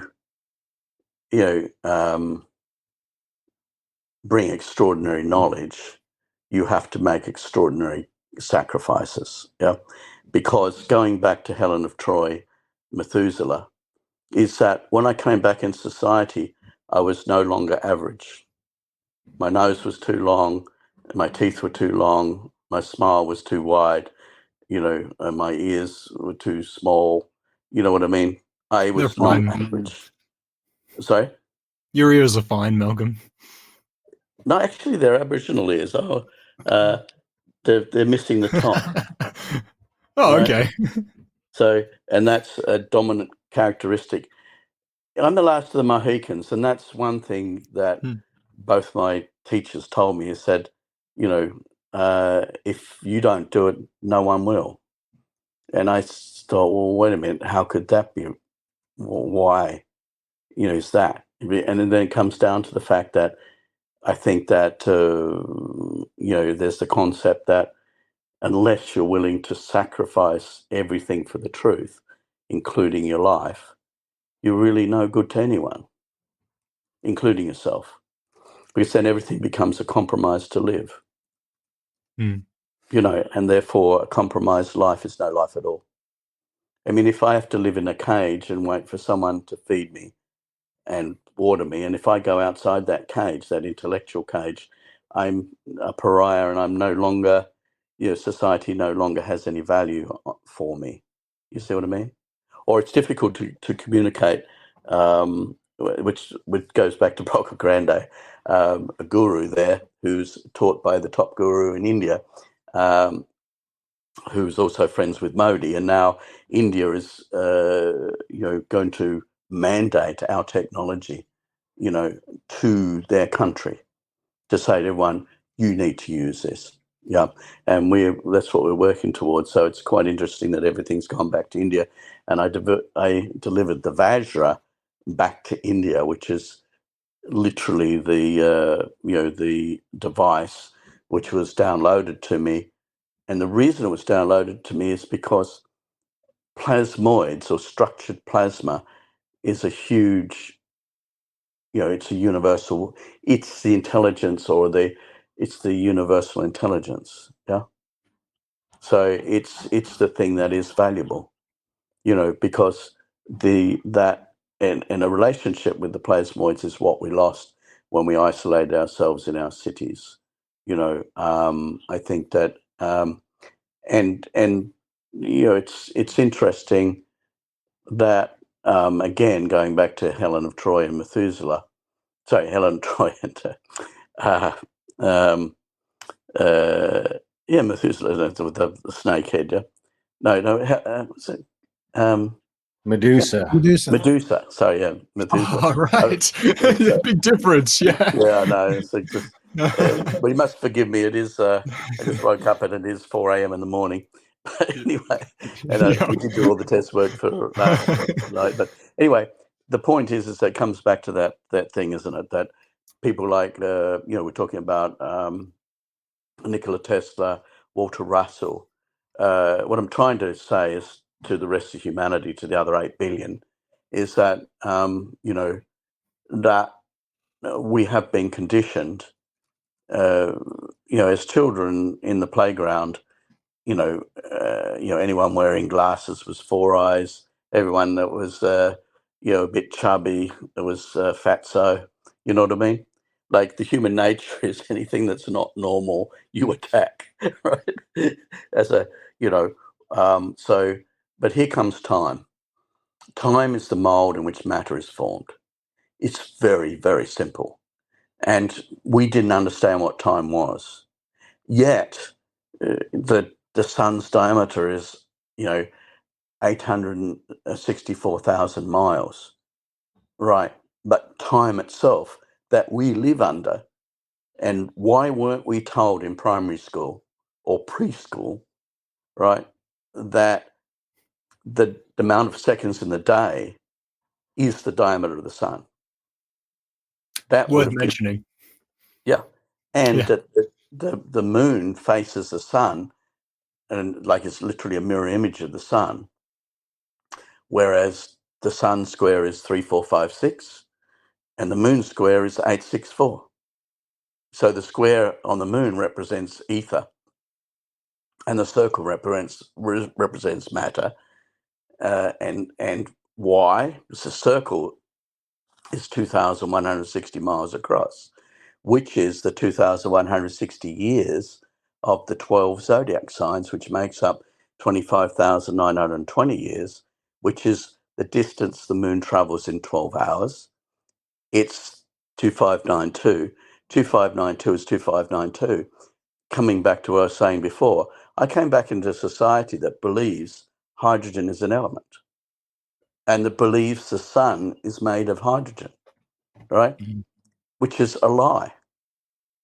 So now I become one person out of 8 billion people that knows it's a lie. If you add a 0 to that 2592, you get a great year too. Exactly. Yeah. So therefore, what I'm trying to communicate is that the distance in miles is the same metric as time. That is the key to the unification model. Mm-hmm. You see what I mean? Distance and time are the same. Is that the same metric that we use? Is it because I think it's the orbital time of each planet to its distance is that calculation we were going over with Randall a few weeks ago? Yes, exactly. It has to be because it's 108. 108 times 108. Yeah, exactly. Times the distance that times the diameter of the sun is exactly the distance between. You're giving me goosebumps now because what I'm going to tell you next. It's within 0.02%, which is closer than I'm building high-end steel out of. And I still maintain, and this is something Randall and I argue about, is I'm saying I bet you it's perfect and we're measuring it wrong. And he thinks it's the other way around. I think that one day when we can measure those planets, those numbers will be perfect.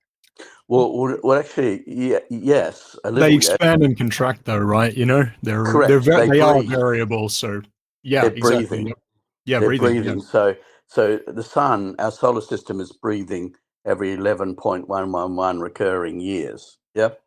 So it's breathing in and breathing out. So therefore its north pole swaps to its south pole, and then its south pole swaps to its north pole. Is that related to that lighthouse effect at all? The lighthouse effect. You have to explain that to me. How does that go, Graham? That was like that it's like the universe is constantly blinking on and off, or something like that. We interviewed a guy like a light bulb or something, right? Like, yeah, when I see a frequency, everything it's a way to that's visualize matter has a frequency. So therefore, yes, and it comes through. So you take your 25,920 years. Now get this: protium is actually what the society calls. I wouldn't say we, because I don't anymore. I was taught that, when I was 12, I think, and by the time I was 14, I knew that was bullshit, along with everything else. So I didn't, I didn't subscribe to that anymore. But going back to that, distances, 108 times the diameter of the sun is the average distance between the Earth and the sun. 108 times the diameter of the moon is the average distance between the Earth and the moon.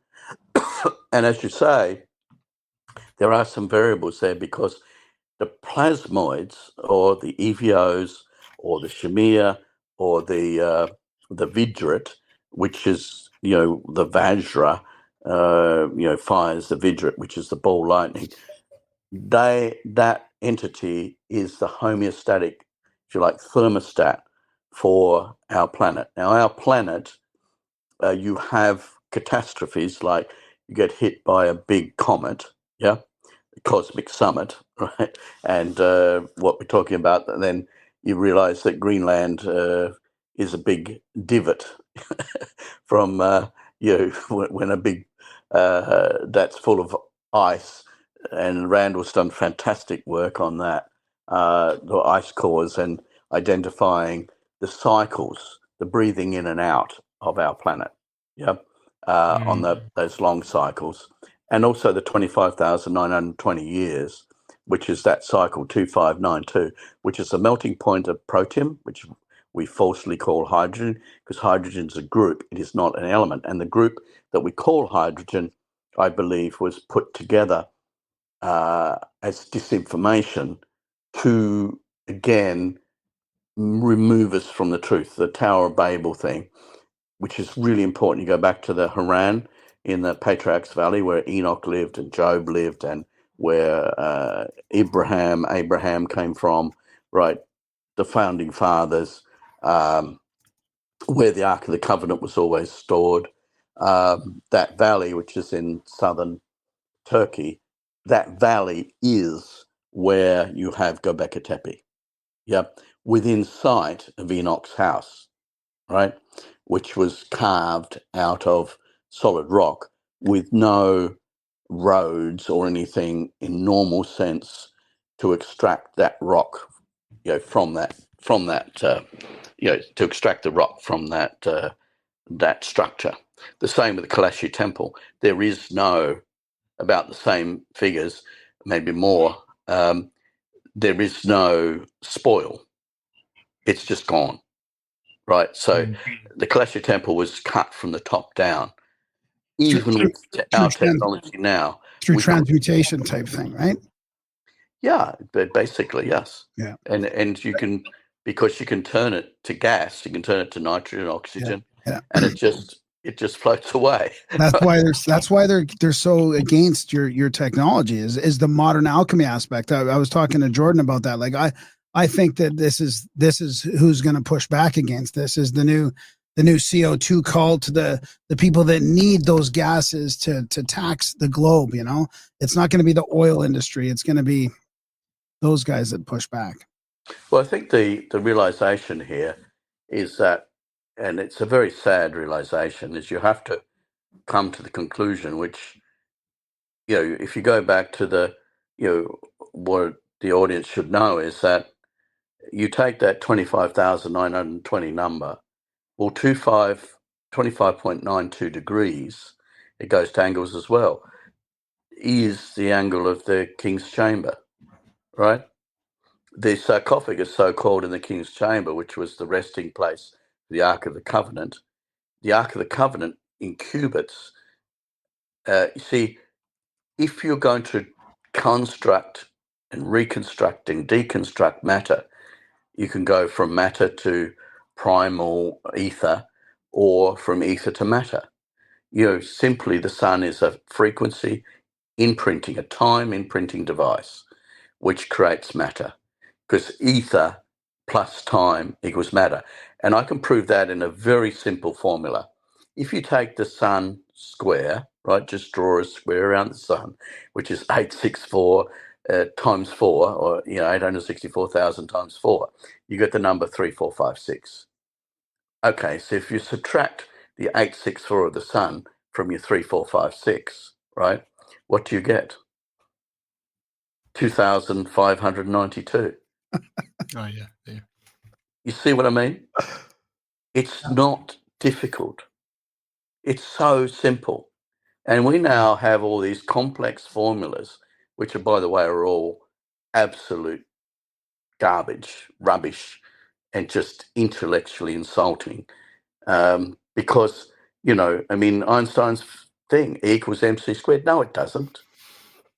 The speed of light is variable because everything is subject to time. And by the way, the audience now, what I'm about to say, will learn something that society can never unlearn. That is that time itself is a mirror, right? So what I mean, that is, if you write down the numbers 1, 2, 3, 4, 5, 6, and get a mirror and stand it at the point of 7, right, you will see in your mirror 6, 5, 4, 3, 2, 1, right? It's a mirror image, right? So what you've done is you've balanced time. So you've got 1, 2, 3, 4, 5, 6, then mirror, which is the inflection point, by the way, on the Great Pyramid, right? On the Cheops. That inflection point is a mirror plane, and that is the key. It's got 2 mirror planes, right? That make it 8 sections, 8 triangles. Yep. So, and right triangles, because you've got a 90-degree angle at the meeting of that mirror plane. And that mirror plane, so time itself in all cultures is 5184, 51.84, the angle of the Cheops pyramid, right? Time. It's the angle, the same number. If elements are going to work and energy is going to work, it has to be a unified model. That is distance in miles and cubits, because the insidious evil thing was that metric was introduced simply to annihilate the metric by which humanity could liberate itself and go to a higher level of civilization. Every civilization collapses because when it gets to a certain size, it does not have the energy to sustain society. And what we're doing at the moment is evil entities, right, who throughout history have run the same game plan.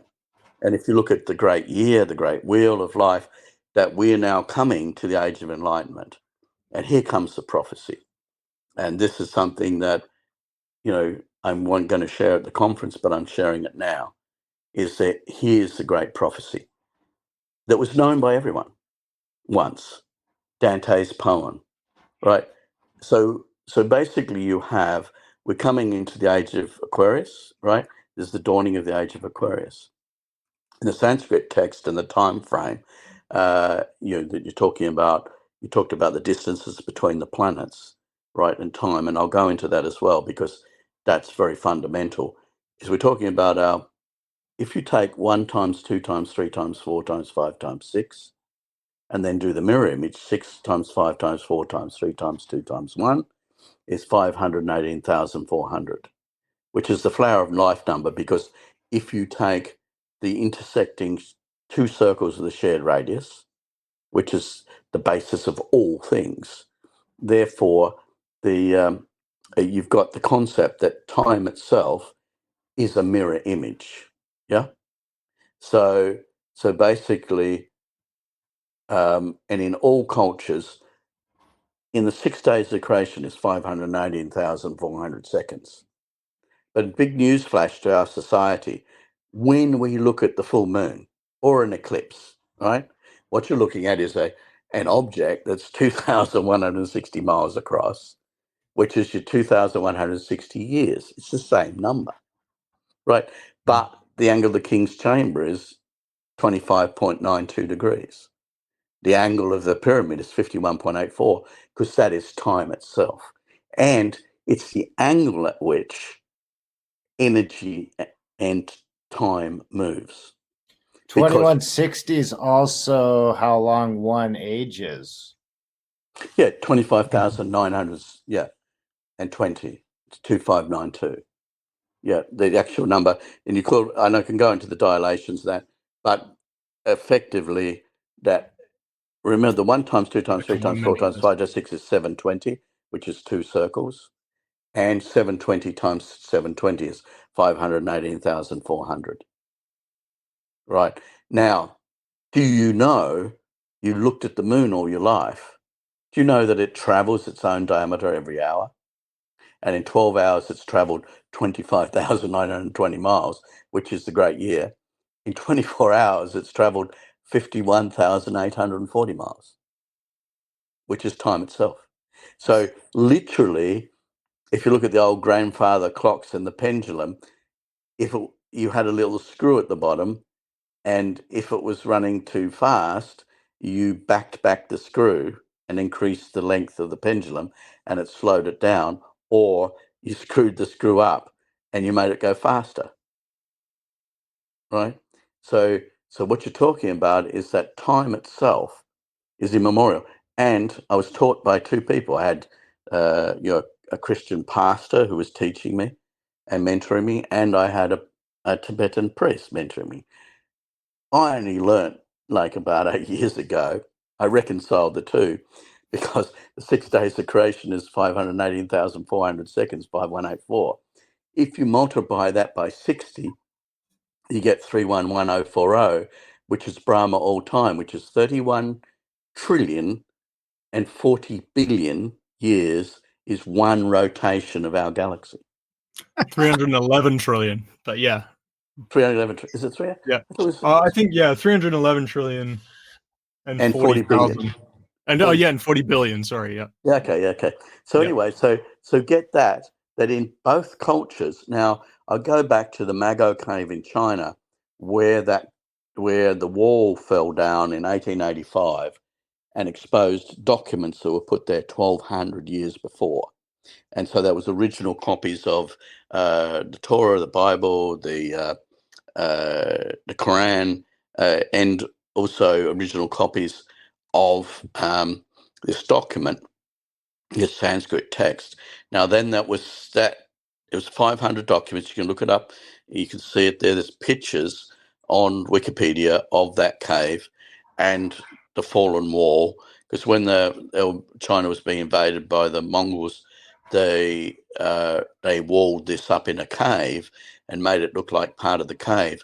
It wasn't until the big earthquake in 1885 that wall fell down. That document was sent to India. The language was too sophisticated and still is.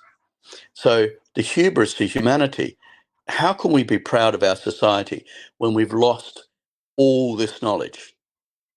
Lost. Mm-hmm. We're idiots. Yeah. And we're absolute idiots. And Tower of Babel, you go back to that principle was that the entities, looked at humanity and said, oh, if they keep on developing technology like they're doing, they'll be like us. And we don't want them to advance because, we want to keep them as slaves. Or simply, you can take another point is that God's creation wants to be destroyed by the demons because the demons don't want creation and don't want humanity because we're in the form of God. And that's, as Bob Greenier quite eloquently points out, is that our face itself is actually the metric of all things. The eyes and the nose is, and the mouth is exactly in geometry where the destruction zone is in a tornado or in my, plasmoid unification model. you deconstruct in the mouth. Yep. And, you're breathing through your nose, but that angle and all the geometry, is to do with what we're talking about, and that everything, and I'm going back to your, now we've determined that time and measurement and angles have all been reconciled. You can all put them at the 0 point, right? You can put your 24-hour clock at the 0 point, which the model of the unification model does. You can put the 0, because 0 and 24 hours at the same point. Therefore, then you put the compass 360 degrees and 0 degrees at the same point. It's a paradox, because how can you have everything and nothing? But when as children we spun our little, circles with all the rainbow colours on it and it turned white, we learnt that it's actually grey, it turns, but we learnt that when you have all colours, you have no colours. When you have all time, you have no time. Because if I said to you, I'll meet you, at 1 minute past midnight, I'll meet you at 2 minutes past midnight, I'll meet you at 3, and I went through, right, and I give you 24 hours, yep, then we're not going to meet, because it's now we have every meeting time, we have no meeting time. It sounds like this might be an odd question, and I don't know. I wanted to say, Jordan, if you have anything to pipe in with too, but is that what Terence meant on JRE about no zero? Like, it sounds like it's what Terence was talking about as well. Yeah, I don't know whether I listened to that, and I think that the whole 0 point was about, and I'd go back to the Sanskrit text, and how that, because I need to finish that story. So everything came from the Sanskrit text. Society needs to know that. Where does that Sanskrit text come from, and how old was it? Right. So I determined that most of the pyramids in the world were actually in China, that a lot of the old engines were still there in those pyramids from our ancient past, and that also that gave me access to Tibet, and it also gave me access to that original text, right, the Mago Cave text. So what I did was, and this is where Laguna Beach comes back into it, with Rory Turnbull, who will be at the conference, who can testify to the fact that I was there downloading stuff in Laguna Beach, again, isolated in my little apartment, basically just sleeping during the day and going to the beach at sunset, and downloading what was necessary. Yeah. And then building it. And I hadn't seen Rory for 10 years. And when he heard I was at the conference, because remember, I was hiding on my island under a different name in a God bless them, a Muslim culture outside of the Five Eyes, outside of the intel services of the US government, right? Now, to clarify, I was protected in 2003. The things were so egregious, like, we come back to the Helen of Troy model again. I became so ugly that the US government, the CIA, had to put me in safe houses for a year, because I had invented the first cold fusion device. And therefore, I had 3 assassins turn up at my house to kill me. All right. So make it very clear, to kill me. Which is all in your book, The Shaman, the book about you, The Shaman. Yes, and when the second book's being written at the moment, because the egregious nature of that is that, if you take, the innocence of a child, when I was in primary school, and probably in you growing up is, in our Christian Judaic society where there is morals and there's a set of guidelines for spiritual development, that are, tested by time itself. And you think that you're in a society that's that if you work hard and and this is where the plasmoids come in. Plasmoids run, to my reckoning, the saddest thing I can say at the conference and now, and it's something that I keep to myself, but it is a great grief for me and a great sadness, is that plasmoids are the homeostatic mechanisms for the universe. That is, their job is to keep the size of the moon, the distance between the sun and the moon, the distance between the earth and the moon, the same, right? And the moon is the timekeeper, right? Because it has to move its diameter every hour. Otherwise, the progression of time changes, yeah? And we're in trouble, right? Because time is the mold in which matter is formed. If you do not have uniform time throughout the universe, you have no universe, and there is no stable matter, and we cannot exist. Right? So taking the model again and the download of that with the 864, which is the sun's diameter, I went over that thing. 3456 minus 864 is 2,592, which is the melting point of protein, which is falsely called hydrogen.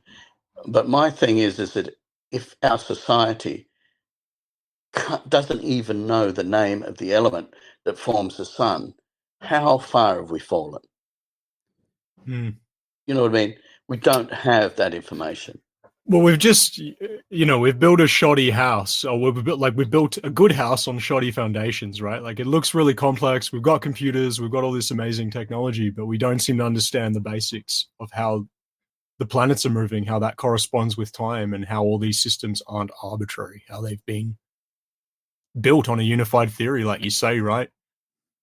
Yeah, we couldn't find the unified theory. And, as I said, the big realization to me is that, if you look at maps, they have arc seconds, right? The Pires-Reese map.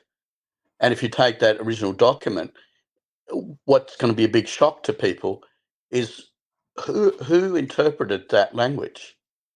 Well, that document in 1885 was sent to a language professor in India, and he said, "This language, I don't understand. It's ancient Sanskrit. The Indus Valley language, we still can't interpret that." Why? Is that the Brahmi script?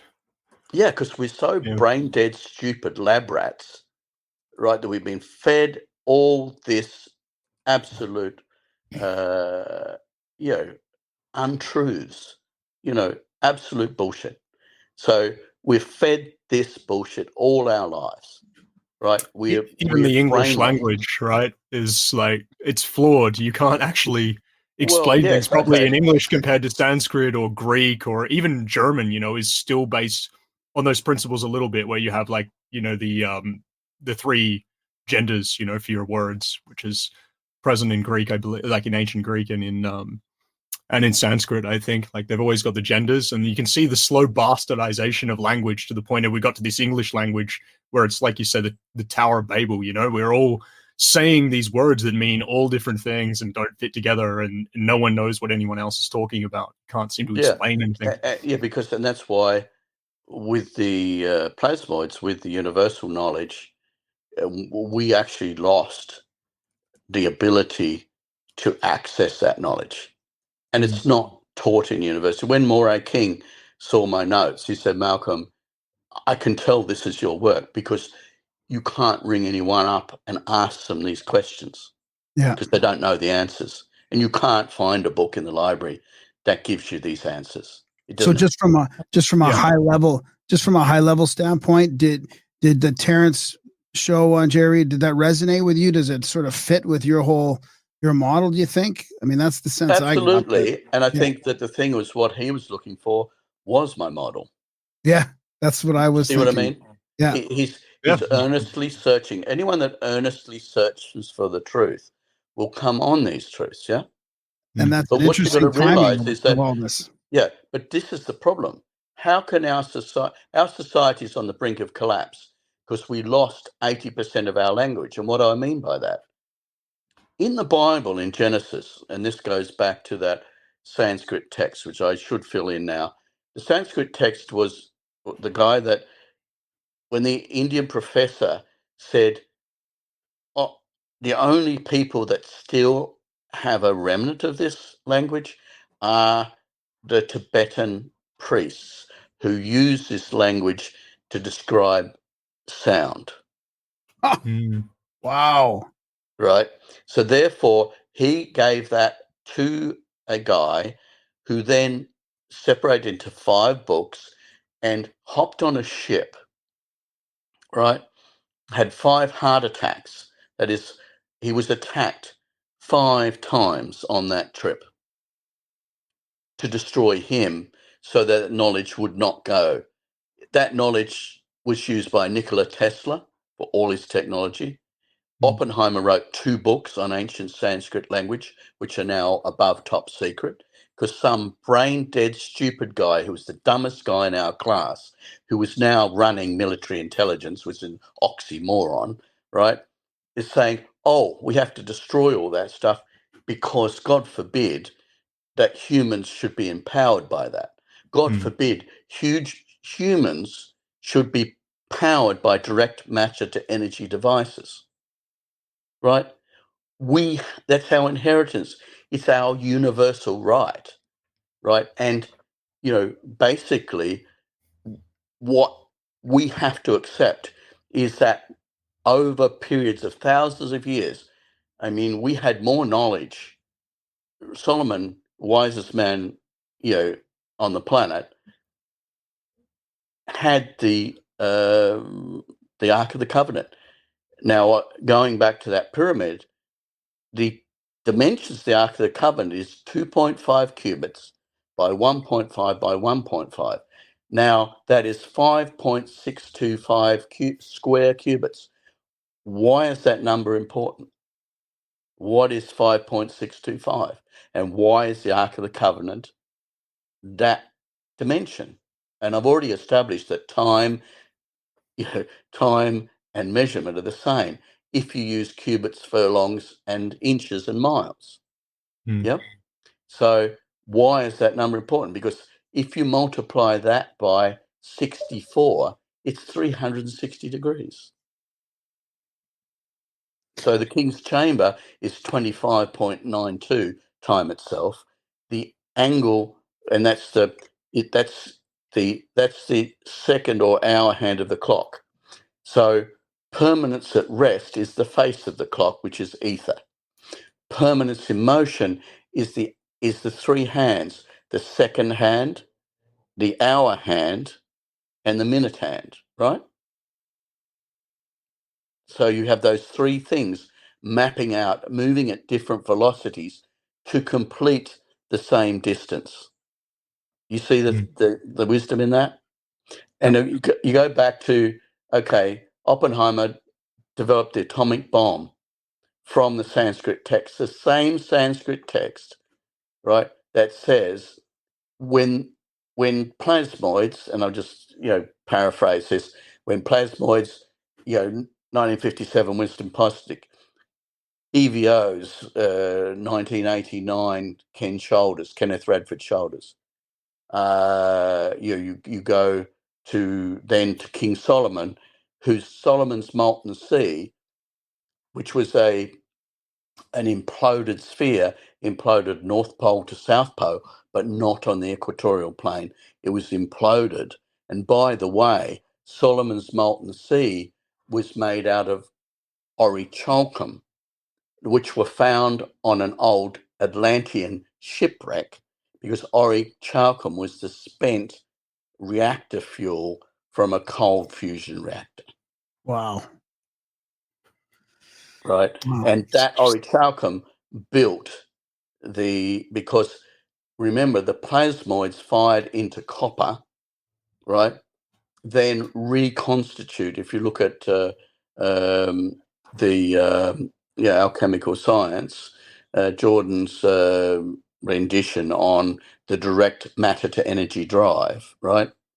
I mean, I was guaranteed my death, if I put that out, and I did this year. And everyone was frightened, and I said, no, fear is the expectation of inadequacy. I mean, we've lived in fear all our life because we're taught to fear, right? And again, lab rats, no one gives us water or food if we don't regurgitate, the same stuff that we are told is the truth, and it's not the truth. How can we claim we're a civilization that's advanced when we've lost 80% of our maths and 80% of our language? Our language used to be pictorial. The reason we can't, like we say, we're so advanced. Well, if we're so advanced, how come that the ancient Sanskrit texts we can't read? Yeah. Right. So And those texts describe a bridge that was built between India and Sri Lanka, right? That when it collapsed, the coral on it, when they drilled it, I'm a geologist, you have layers of coral, there's 150,000 years. That means that if on average, the avatar comes on average, 15,000 years to reestablish society again. And who is the avatar? The avatar is the ambassador for the plasmoids. I see some granite blocks at Karnak that were probably 50,000 years old too. That definitely seemed to be the impression I got from. They were older than anything else we saw anywhere in Egypt. Yeah, well, you've got the thing that's also suppressed in a way, and if you look at all of the polygonal blocks, right? Everyone looks at how they're structured on a 2D thing, but look at the walls in 3D. They're actually like angled. The blocks fit together, not in a cube, but they're actually angled back, and then the opposite side of the wall is the opposite. So it's an equal and opposite wall. Does the fact that Oppenheimer's books on Sanskrit, reading Sanskrit, have been classified top secret? Does that imply that nuclear reactions aren't created by splitting atoms, but maybe some other way that, does that make the whole splitting atom thing like a fake lead?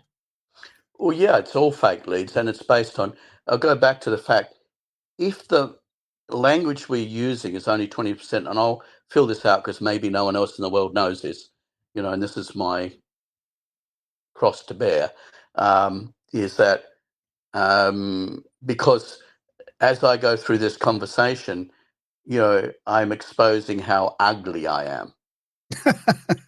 Right? I'm the ugliest man on the planet, right? Because as I said, my eyes are too wide apart, my ears are too small, my forehead's too big, my hairline's, non-existent, so the point is that it's the paradox. When you have everything, you have nothing, right? So our language, let's teach everyone. We lost the pictorial side of our language. Like, for example, in Chinese, the iconography, the picture, the language picture, the letter for the flood is a picture of Noah's Ark, right? So there was, and you look at, say, for example, the care that's taken in Japan just drawing letters, right, to get perfection, like the samurai, like Tom Cruise, the samurai, that calligraphy was valued. And even though it took you longer to write that, it didn't matter the time it took. It's that you didn't want to lose that knowledge. Now, every letter had the corresponding that everyone knew in the Greek times, like Pythagoras. Do you know what Pythagoras, that wasn't his name. Why did he call himself Pythagoras? I don't know. I've read this, but I actually can't remember. Okay, because in the Greek, every letter has a corresponding number. So he made up his name to equal 864. Actually, I hadn't heard that one. So he retained time, right, and distance, right, and then the right triangle being the one that unlocks the secrets of the universe is your 3-4-5 triangle, right? And now 3-4-5-6 is the sun square, right? Pythagoras undoubtedly knew. Correct. Yeah. Now take this. So therefore, if you go to the Bible, which is the foundation of our, and bringing forth the knowledge of the plasmoids, because the plasmoids are the Shamir, right? Solomon's molten sea was a Shamir generator, right? That charged up the Ark of the Covenant. We lost the truth that the Ark of the Covenant fits exactly into the pyramid. Why? Because it's an atomic battery, right? So now the other truth we lost was that That's why no one could touch it then. It's atomic battery. It's basically, if you look at the shittim wood there, the acacia, it's a crenulated grain, right? That is that it goes. But why is that? Because there's no straight lines in the universe. Every line is a curve. Every curve is either imploding and reversing time or exploding and accelerating time. That's all there is. That's the whole model of physics right there, guys. Yeah. It's as simple as it truly. Like it's profound. I think Terence said something really similar too. Yes, he did. And if you put a ball bearing, or even if you have a crenulated, you just have a straight line going. Say you made a racing track, like the little car racing track, and you put a little car on the straight line or a ball, right? And then you have a crenulated track that's longer distance. The ball will travel faster on the curved track up and down than the straight line. And when you get David's harp, which is actually our pianos, are David's harp laying flat. The reason David's harp was important because when you have all the true frequencies that are based on matter, then you put those strings together on the lengths. Any point on that curve that creates that perfect music. If you have a straight line at the top of the harp, and then you have the curve that's made by those frequencies, if you put a ball bearing on any point of that curve, it will finish at exactly the same time, whether it's 1 inch from the finish line or, right at the top, 100 inches, 144 inches. It doesn't matter. They'll all come to the same point, which means that all energy comes to the same point at the same time. And it has to, because it's a 0 point. Now, the blast and the shameful thing, as I'm going to tell you, is that Nikola Tesla, in his biography, said that when he looked at Genesis, he figured out the secret of the universe, which is, you remember, he talks about, is all about frequency, yeah? And I think amplitude, are the two things that were the main things, but he always talks in frequency, thinking of, what's his three things again? Time. Resonance? Resonance? Basically resonance, yeah, but he talked about three elements of that, which is frequency and amplitude, I think it was.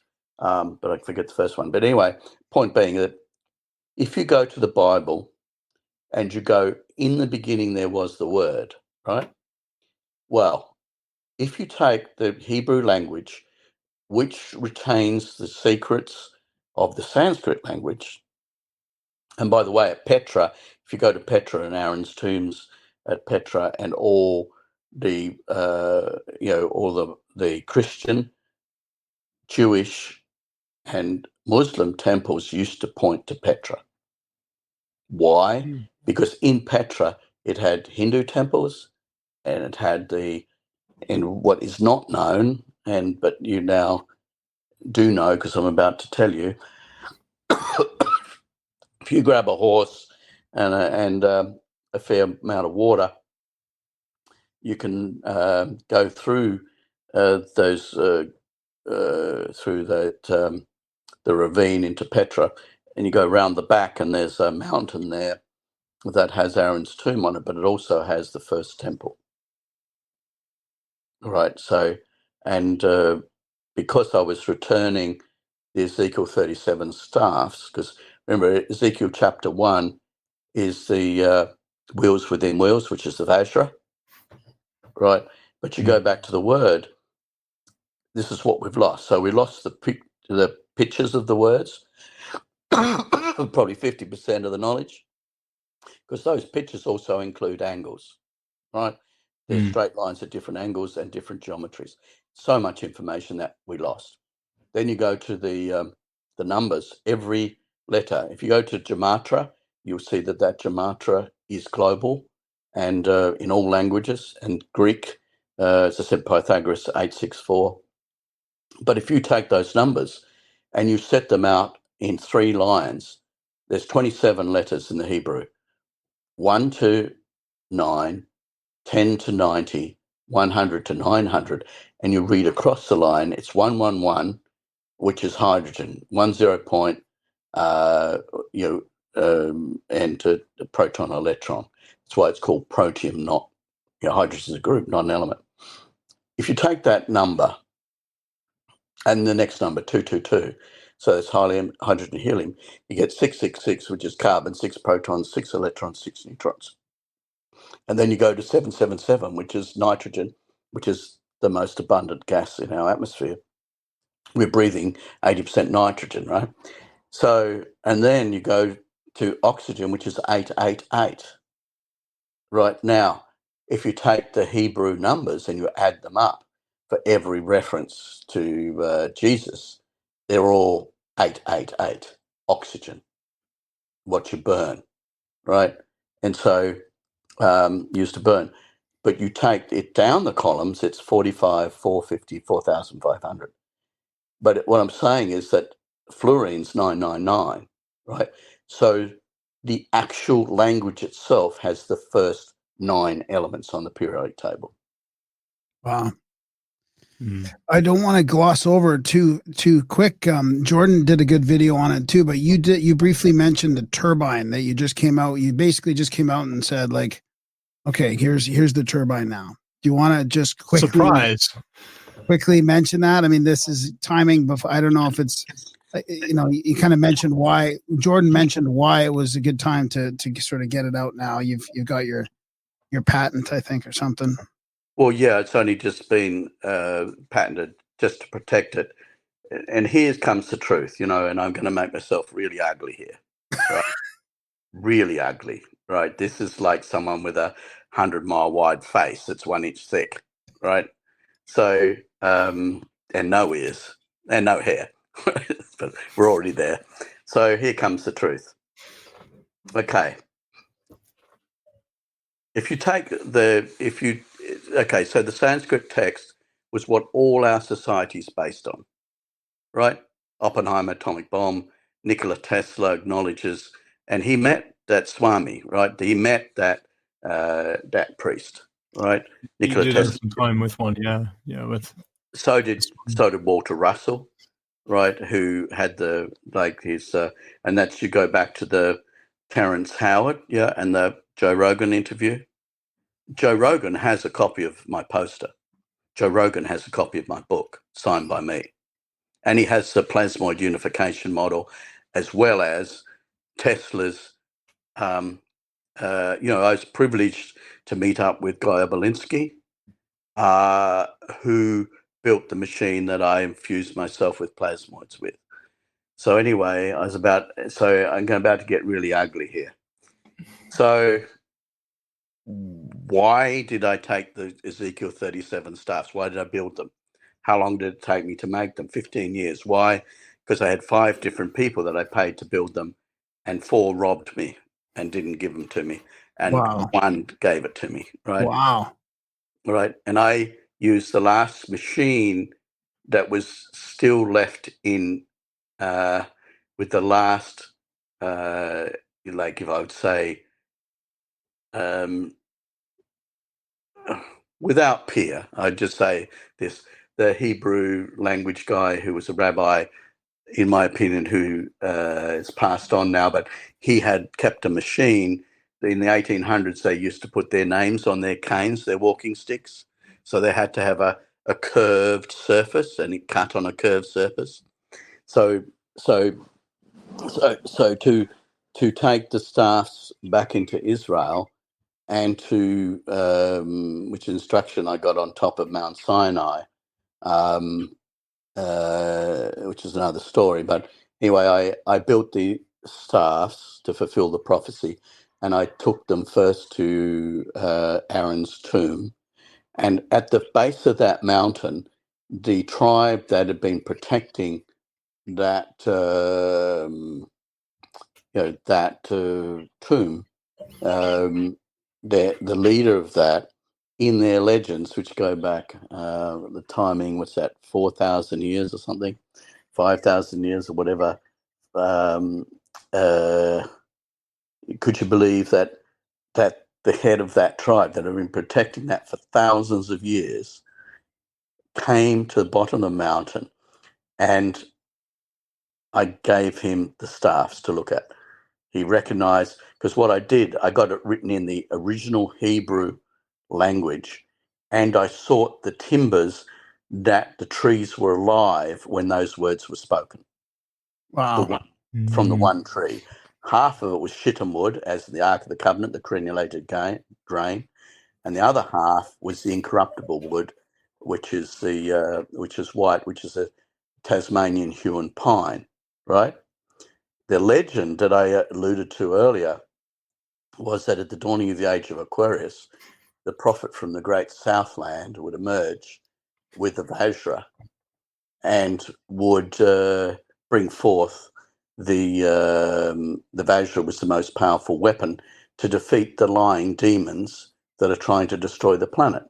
Now, at the moment, we had the lying demons that view CO2, which is plant food, as a bad thing, even though at the Randall Carlson pointed out from the ice cores in Greenland that after the last ice age, because there wasn't much generation of obviously oxygen or CO2, the levels had got down to 180 parts per million. Plants would die at 150. So we were 30 parts per million away from the total destruction of our planet and the extinguishment of all of God's creation, including us, who are in God's image, right?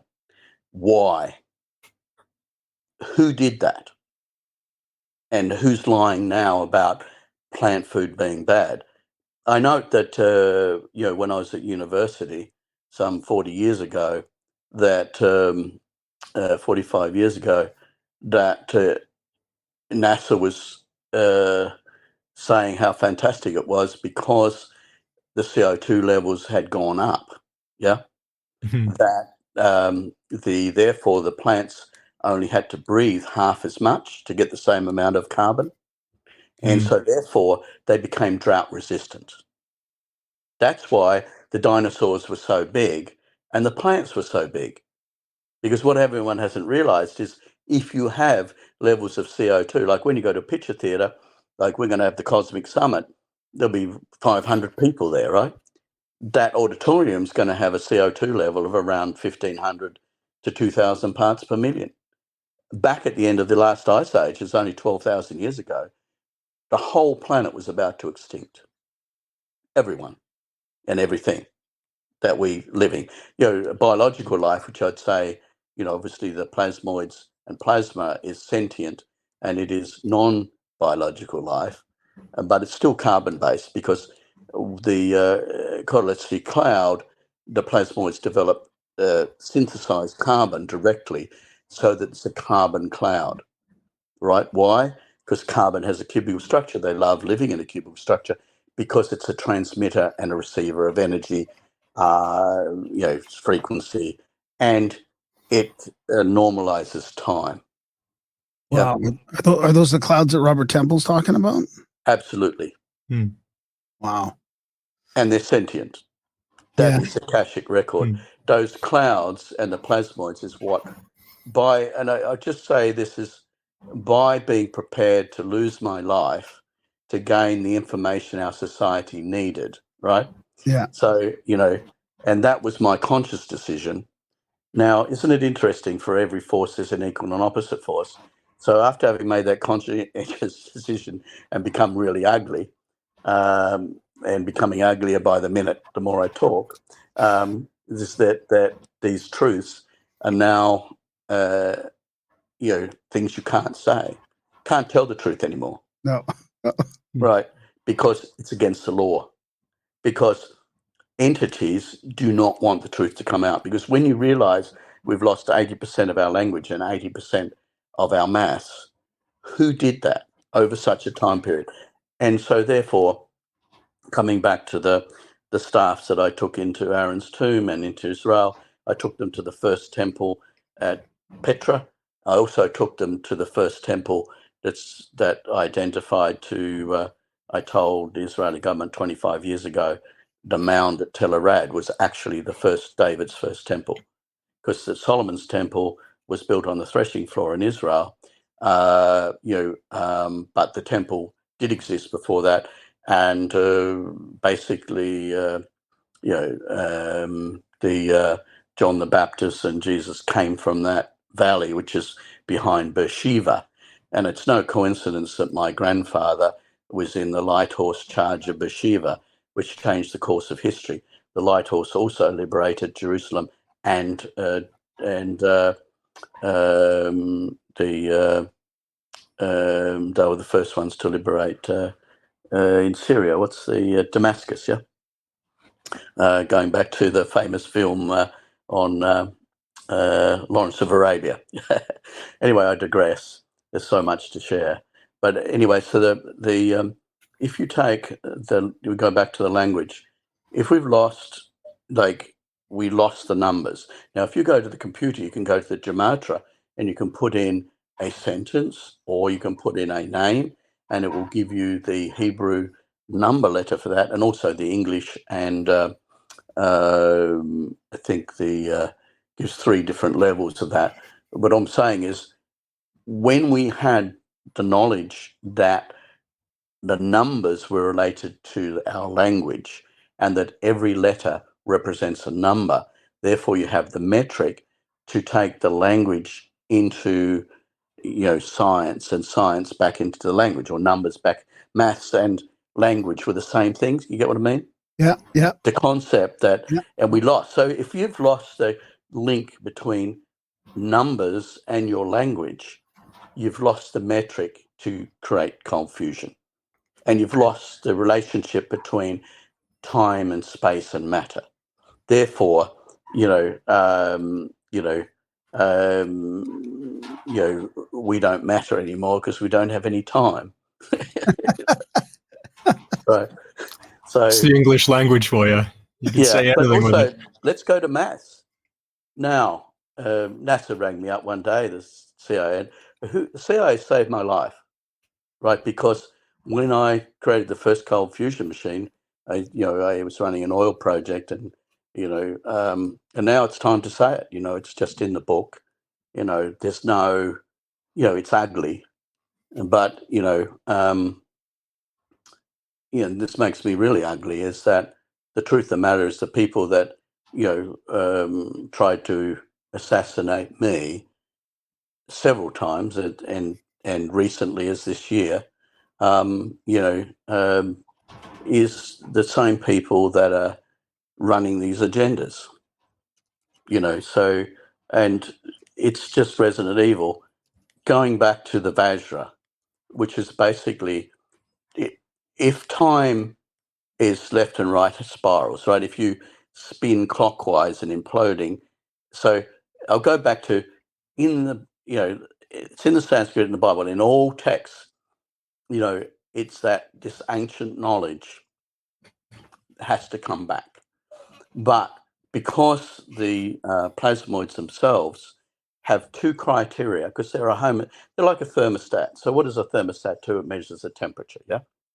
right, and keeps the room at the same temperature, keeps the moon at the same diameter, keeps the earth at the same diameter. If it needs to expand or contract to change, to keep the time right, it does, because our body is a homeostatic system. That is, we have parameters that we need to keep. We need to keep our body temperature at the right level. We have to keep our blood pressure at the right level. We have to keep our heart rate at the right level.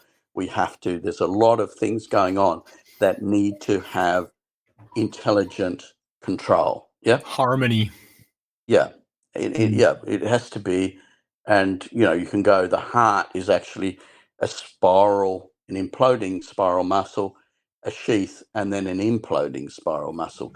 So I developed the plasmoid unification model, and my Thunderstorm generator was the simplest truth I could build. That is, if you have imploding things into a vacuum, the bringing imploded water bubbles into in equal and opposite direction to the flow of the exhaust gas, then you can, by having equal and opposite forces, you create 0 point, which time and space can't occur, right? Because when you have, and the Vajra is actually a female turbine interlinked with a male turbine. One's spinning to the left and one's spinning to the right. There's one's clockwise and one's anti-clockwise. So the clockwise force is the natural force of nature, which is imploding and female. It's creative. And the opposite to that is, death and destruction, which is exploding. So if you take exhaust gases that are exploding from an explosion, which gives the simple truth is that if we were a civilized society, which we are not, we are barbaric and bestial, and we're getting more bestial every day because we lose every day more truth. We lose parts of our maths, we lose parts of our language, and we are not advancing as a sentient.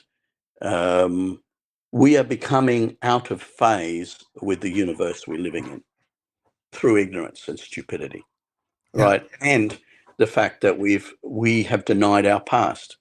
And if you deny your past and assume that all humans for the last 2 million years have been brain dead stupid, yet they have the same brains we have, that's a sort of a level of arrogance and hubris, which will end in the destruction of our planet and our society. Because if you don't respect the foundations of what you're built on, then you don't deserve to have those foundations. And the only way to go into the future is to the further you go back into your past, the more assured your future is. Yeah. Right. And this is part of the Cosmic Summit thing, is that if we realize that we've been blown to bits by a huge impact that is wiped out, and the only foundations that are left are the polygonal blocks at Bellback, the polygonal blocks, in everywhere in Thailand, in Indonesia, polygonal blocks and stuff in Easter Island or South America, they're only the foundations that are left, right? Because the catastrophic forces that hit us. So therefore it comes back to, how does that information come back into society, right? Because the problem with society is that plasmoids have two finicky things. They love integrity, right? That is, our thoughts match our actions, right? And they love the integrity and I'll just get those words because I keep forgetting them myself. Sorry. Have you still got us there? I still got you on. We still got you on audio, but your video's gone. Where are we here? We're on. Which platform are we on? StreamYard. On your browser. Yeah. Okay, gotcha. Yeah. So anyway, I just went in intent. Right, intent. Right. Yeah. So basically, these are sort of abstract concepts in a way, but out of 8 billion people, intention or intent. Intent. What is your intent, young man? As the father says to the man that's dating his daughter. and it's a great parable because, are you here to create a family and go forth and multiply, or are you just Here for fun. Yeah. here to do the same thing to the planet? Yep. So I think that the Vajra, which is the combination of male and female forces, equal and opposite combined, therefore the machine itself, the Vajra, fires the Vidyut. The Vidyut is ball lightning, right? Yeah. There it is. Yeah. So who is the avatar, according to the Sanskrit text? And what about the old legend that about the dawning of the age of Aquarius and Dante's poem? And when the Dutch saw Tasmania, they said, surely this is the great southland of the Holy Spirit. And they were referring to the prophecy that someone from Tasmania, Australia, would come and bring the Vajra to release humanity from the servitude. Having, I think as 8 billion people should be really upset that they've been deprived of 80% of the language. They've been deprived of 80% of their maths. And who has done that and why? And why I'm do not we thrilled have about it. Yeah. And why do we have to accept that? And so, I think that the malice that is involved in that concept, like Martin Fleischmann, I mean, I think is a better man than me, because he said on 60 Minutes, after they completely eviscerated him and destroyed his reputation and destroyed him in every way you can destroy someone, it would have been kinder if they shot him, yeah? Rather, they eviscerated him. And now cold fusion it wasn't even his term. Yeah. It was the deep state's term as a sort of a derisory thing. And then they made the definition of fusion to be basically fission, right? So that it would produce all these toxic products. No, plasmoids have a self-contained electromagnetic field that forms on a film of water that structures itself with all the oxygen facing out and all the positive charged hydrogen, which is the wrong name. Protium is the real name. Do you know, I've spoken to every scientist in my 50 years of existence in the scientific world. I spoke to all the chief scientists of the world, and none of them knew that protium was an element. In fact, the chief scientist of Australia... That's a weird one, yeah. A flower. How can you have such a blatant untruth still existent in a society that thinks it knows everything? Yeah. How can that happen? So going back to the Vajra, it's given to someone that has the right intent. I believe when I hopped into that machine to be infused by plasmoids, knowing there was probably a 90% chance that process would kill me, I think it's the fact that you're willing to sacrifice your life for the sake of humanity is the acid test for who the Vajra is given to. So the Vajra was given to me, and according to the Sanskrit text, that responsibility was given because I had the right intent and I had integrity. That is, what I say, I do. Yeah. And my thoughts are not filtered, because the despicable thing that's happening, and especially I granted that the guru that I met when I came back to America, because I was there by myself for a while, and he sat me down for 4 hours. He said, Malcolm, what you have to understand is that no one can hear you, because it's like a CB radio. You're on a different channel. You're on a different frequency. Now, no one can hear what you're saying, and you can't hear them. Right? And it's been true to some extent. Yeah. And I think and also, and you're ugly. And, right? Because, leave yourself alone. And you're fulfilling the Dutch prophecy from Tasmania? I mean, is that... Well, no, they were just quoting a previous prophecy. Oh, okay. Because my grandfather was the king of Tasmanian Aboriginals. Because of the prophecy, and you can go to these records, the French and say, and Darwin, I think it was Sir Joseph Banks, who was on the Beagle, I think, Anyway, everyone that met the Tasmanian Aboriginal people, they said, surely these people are closest to the Garden of Eden because they sing and dance all day. They have clothes, but they never get cold. And, they, were the closest to the Garden of Eden. Now, unfortunately, with the whole thing about the evolution thing, that they thought because these were the most primitive people in the world, that they were the link between apes and man.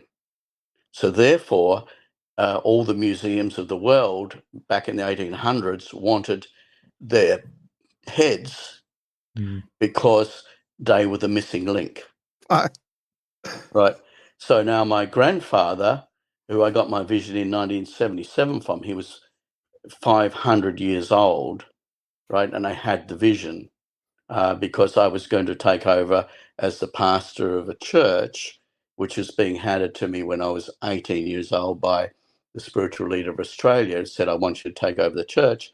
But he said, I believe that you have a bigger mission and you need to go to your favorite spot and just pray and fast for 2 weeks and find out what that is. He said, if you don't take over the church, I will resign from the church and just give it to someone else, but I'm not interested in mentoring anyone because I don't know anyone that's worthy of that position. So then I went and I had this vision where my grandfather, 500 years ago, who was the king of the Tasmanian Aboriginals, gave me this vision, which showed me my whole life. And what my mission was is to do an oil project. Why an oil project? Why?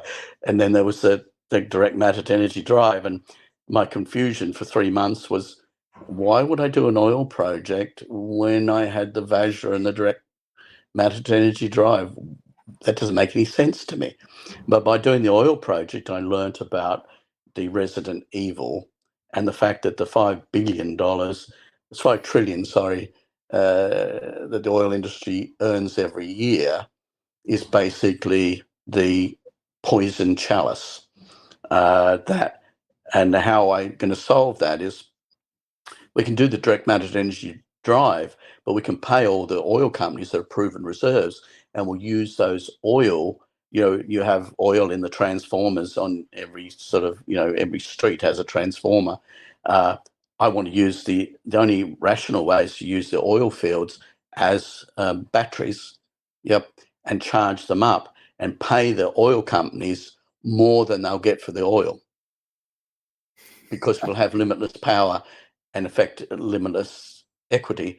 Because if you have free energy, you have the metric to pump water, so there's no droughts, there's no famine. You have personally empowers the individual, because your mobile phone can run your car, run your aeroplane. I mean, when people get on an aeroplane, everyone plugs in their mobile phone, and while they're watching their movies, all the mobile phones on the plane are running the plane, because each mobile phone has enough energy for 1,000 generations, forever. And you don't have to recharge it. It's direct matter to energy. It's a copper disc that's firing backwards and forwards plasmoids that are, you'd run it at a thing that the frequency that you fire it into, which is simply the energy, put it, is the concept of the table tennis ball in the stadium again, is that what you're doing is the energy that you get, like as you increasing in area, you get a release of energy, and so that's the direct matter to energy device. It's a mature thing. And going back to the Vajra, to my knowledge, there's been 10 avatars. The 10th avatar is the last one. That's what the prophecy said, that will bring the Vajra. I delivered when I was 16 years old. I was told to deliver that Vajra that I didn't even know what it was. I didn't even have it then. But I suppose there was two things that happened in the process when I made a decision to infuse myself with plasmoids. I also accepted my own death for the good of humanity. And, that's the highest calling, or the highest state of consciousness where, the soul within which the body grows survives. So it's a bit cheating, really, because I know I'm not going to die. Others have a different opinion, but the soul within which the body grows survives. The frequency imprint, or the blueprint that that we are, transcends life. Yeah. Right. We are just a manifestation, but in this manifestation, I have determined that, or realised, my genetic proclivity. That is, the Tasmanian Aboriginals were cited by Sir Joseph Banks as the closest to the Garden of Eden, that is the closest to God. But then they were slaughtered because their heads were valuable for the museums, because Darwin had also said they're the missing link between apes and man. So basically, on behalf of my, representing the Tasmanian Aboriginal people, which I did, by the way, in Mabo, I was the spiritual leader that represented Mabo. Yeah.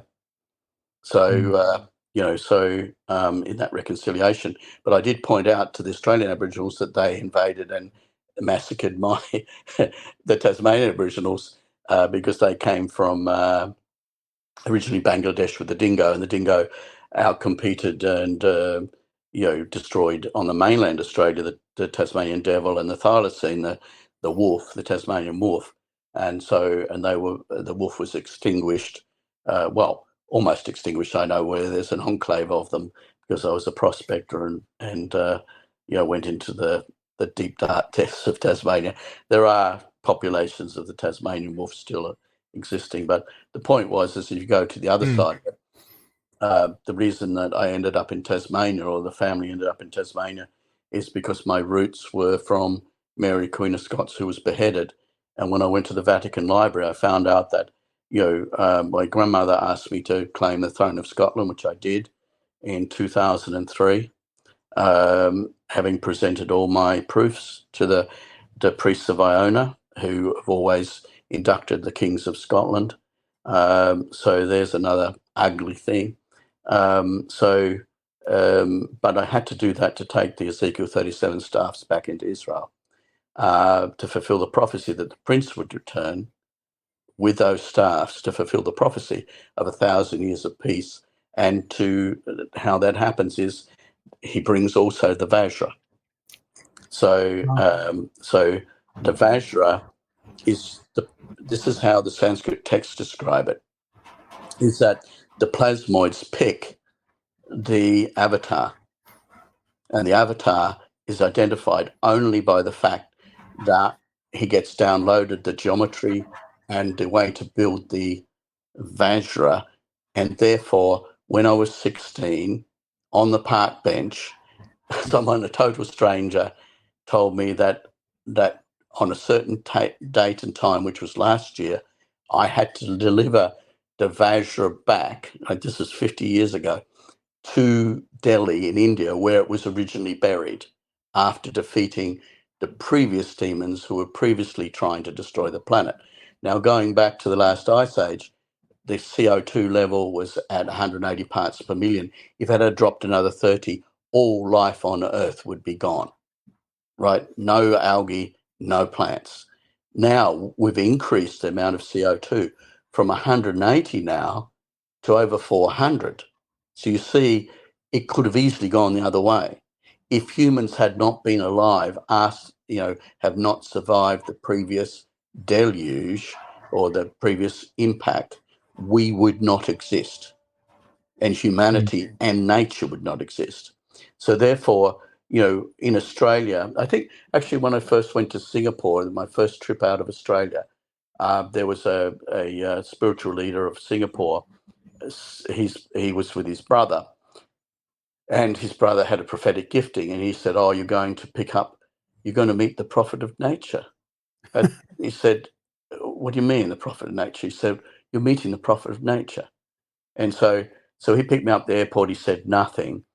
And, when I stepped foot on Singapore, I knew that I had to build an underground reservoir for water, because that was why that Singapore was defeated by the Japanese. They simply turned the tap off because all the fresh water for Singapore was coming from the mainland, and that was going to happen again. So when I put my foot on the ground, I got the designs and the exact location of an underground river that was coming from mainland Malaysia that no one knew about. And so then, and I knew a part of the granite that was not fractured that I could use to build the underground reservoir. So he met me. He didn't mention about what his brother had said. He he arranged a meeting with the Minister for Defence 2 days later, and he said, "Tell me what you told me about your download, Malcolm." I said, "Oh, well, we have to build an underground reservoir, and there's a river there that will supply, and that's still maybe top secret. But I don't care anymore about what I say, because basically I view myself as, every day is a bonus. I'm the living dead. You know what I mean? So my life is forfeit anyway. So, but just saying that these downloads came to me. We built the underground reservoir with the Singapore government, and they said, "Oh, Malcolm, we really appreciate it, but the flow rates are half of what you said they were going to be." I said, "Oh, sorry, I forgot. There's going to be an earthquake. Oh, by the way, don't build the Lee Kuan Yew Memorial on that reclaimed site, because one side of it's going to be 1 meter higher than the other in a year's time. Don't build anything and on that fault line, because I have to move that, speaking on behalf of my Plasmoid friends, to increase the flow rate." The earthquake happened, the 1 meter dislocation happened, and the flow rate doubled, and therefore Singapore had its water. So I brought what was needed, Wow. as the shaman, which is the shaman's responsibility. The whole legend of the shaman goes to a village and that has a drought, and to bring what's needed, he goes to confines himself for 3 days in by himself in a room, and 3 days later it starts raining, and they said, "Well, so you brought the rain?" He said, "No, I didn't bring the rain. I simply, when I entered your village, my mind was confused, and I had to, like the hurricane, the center, the eye of the hurricane. You have to be the eye of the hurricane. So for me to affect change in the earth, I have to be the still point at the center." Wow. Right. And being in society is very vexatious for me, because I lose my peace. Yeah. But, and I don't want to be in society. I don't think society is healthy at the moment. And I want to go back to my island, but what my teacher, my Tibetan teacher said, Malcolm, and both teachers, my Tibetan teacher and my Peter Mullins, who was ran the Full Gospel Church, which, by the way, was an offshot of the Four Square Church in the US, and the head of that, or the spiritual head, who was also the pastor for the Apollo moon mission, was Pastor Flynn, Chuck Flynn, and on his deathbed, he put his hands on me, and and said that you have to be this spiritual protector of Donald Trump. I didn't know who Donald Trump was. I had no idea. Never heard of him. Did he say Donald Trump? Yes. Wow. And said you have to watch out for Barack Obama, which is thunder and lightning, which Jesus said in the last days, watch out for Barack Obama. So that's the truth, and that's all I can say. I've become very ugly saying the truth, and it's not popular, but it is the truth. I mean, you've done a lot since you blew up with Randall and Rogan and all that. You've done a lot in the last I don't know, what was, year and a half, I guess. I mean, you guys have made a bunch of experiments, and the engines are running, and you got them all at the Cosmic Summit. You're gonna have 6 of them, I guess, right? Well, we've got 6 of them in the US pretty at the moment. There's one in Ketchikan, Alaska. There's 2 in New Mexico. at Albuquerque, there's one's now going to be presented to the Texas floor of the Texas Senate, God willing, because we just sent over the brand new annealed thing to the guy that's going to do that. We have the I just sent over. In fact, today we just did the thermal. George Lash, who does all our annealing and create the plasmoid homes. George is, he's. We did the for all the different. I think the 5 different models we had. We put the thermocouples on, like N thermocouples with a proper sort of recording device, so that we actually were able to measure. We put a new appendix. We put a little tube with a little screw cap on it. We could put a little tiny little hole in and insert our thermocouple to get the exact temperature of the exhaust. So now I can tell you that when you put the plasmoids in, the temperature of the exhaust increases from about 260 degrees up to 700 degrees.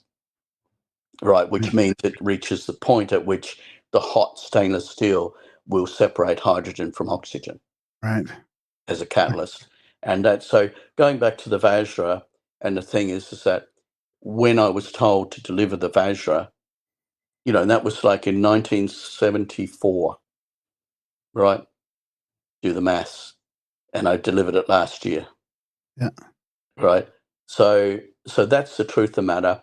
And that the reason that patent came out, and as I said, Roland Perry's writing the second book, because there was about 30 people died trying to get me to where I was when we finished the last book, which was 5 years ago.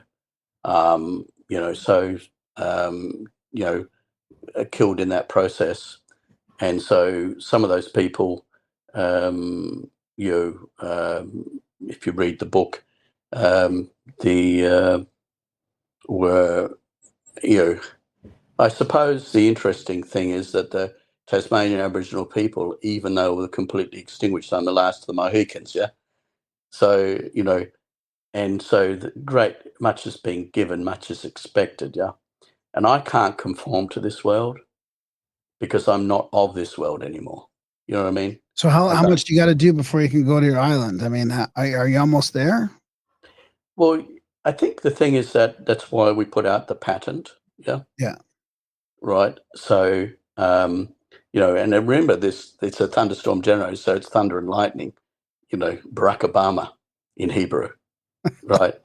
Beware of Barack Obama. So basically, obviously, the problem we have now is that we're right on the brink of destruction. So we have nothing. I have nothing to lose. The planet will be totally destroyed anyway.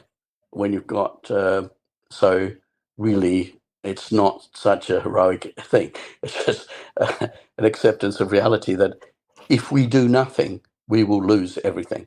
Yeah. If you try and save your life, you'll lose it. And if you're prepared to lose your life, you'll save it. And I think that for humanity, what I am encouraged about when we went to the Albuquerque is there was a lot of like-minded people that were really searching for the truth and searching for a way ahead. Because the fact is that if you look at the economics now, and the thing is, why didn't, and I hope you're recording this on a separate device, and I hope everyone can download this at the moment, because what I'm going to say now is probably what I said on the Joe Rogan show, which means it was a no-show Joe show. So, is the fact that, I was working in China for 3 years as effectively the chief scientist of China, doing their resource planning, and, and in that, so when the whole fabrication of the building of the COVID virus and the fabrication of all the things around that, what's happened in Australia, and all the reserve banks or in the world have been emptied, under that cover. So at the moment, literally the Reserve Bank of Australia has no money.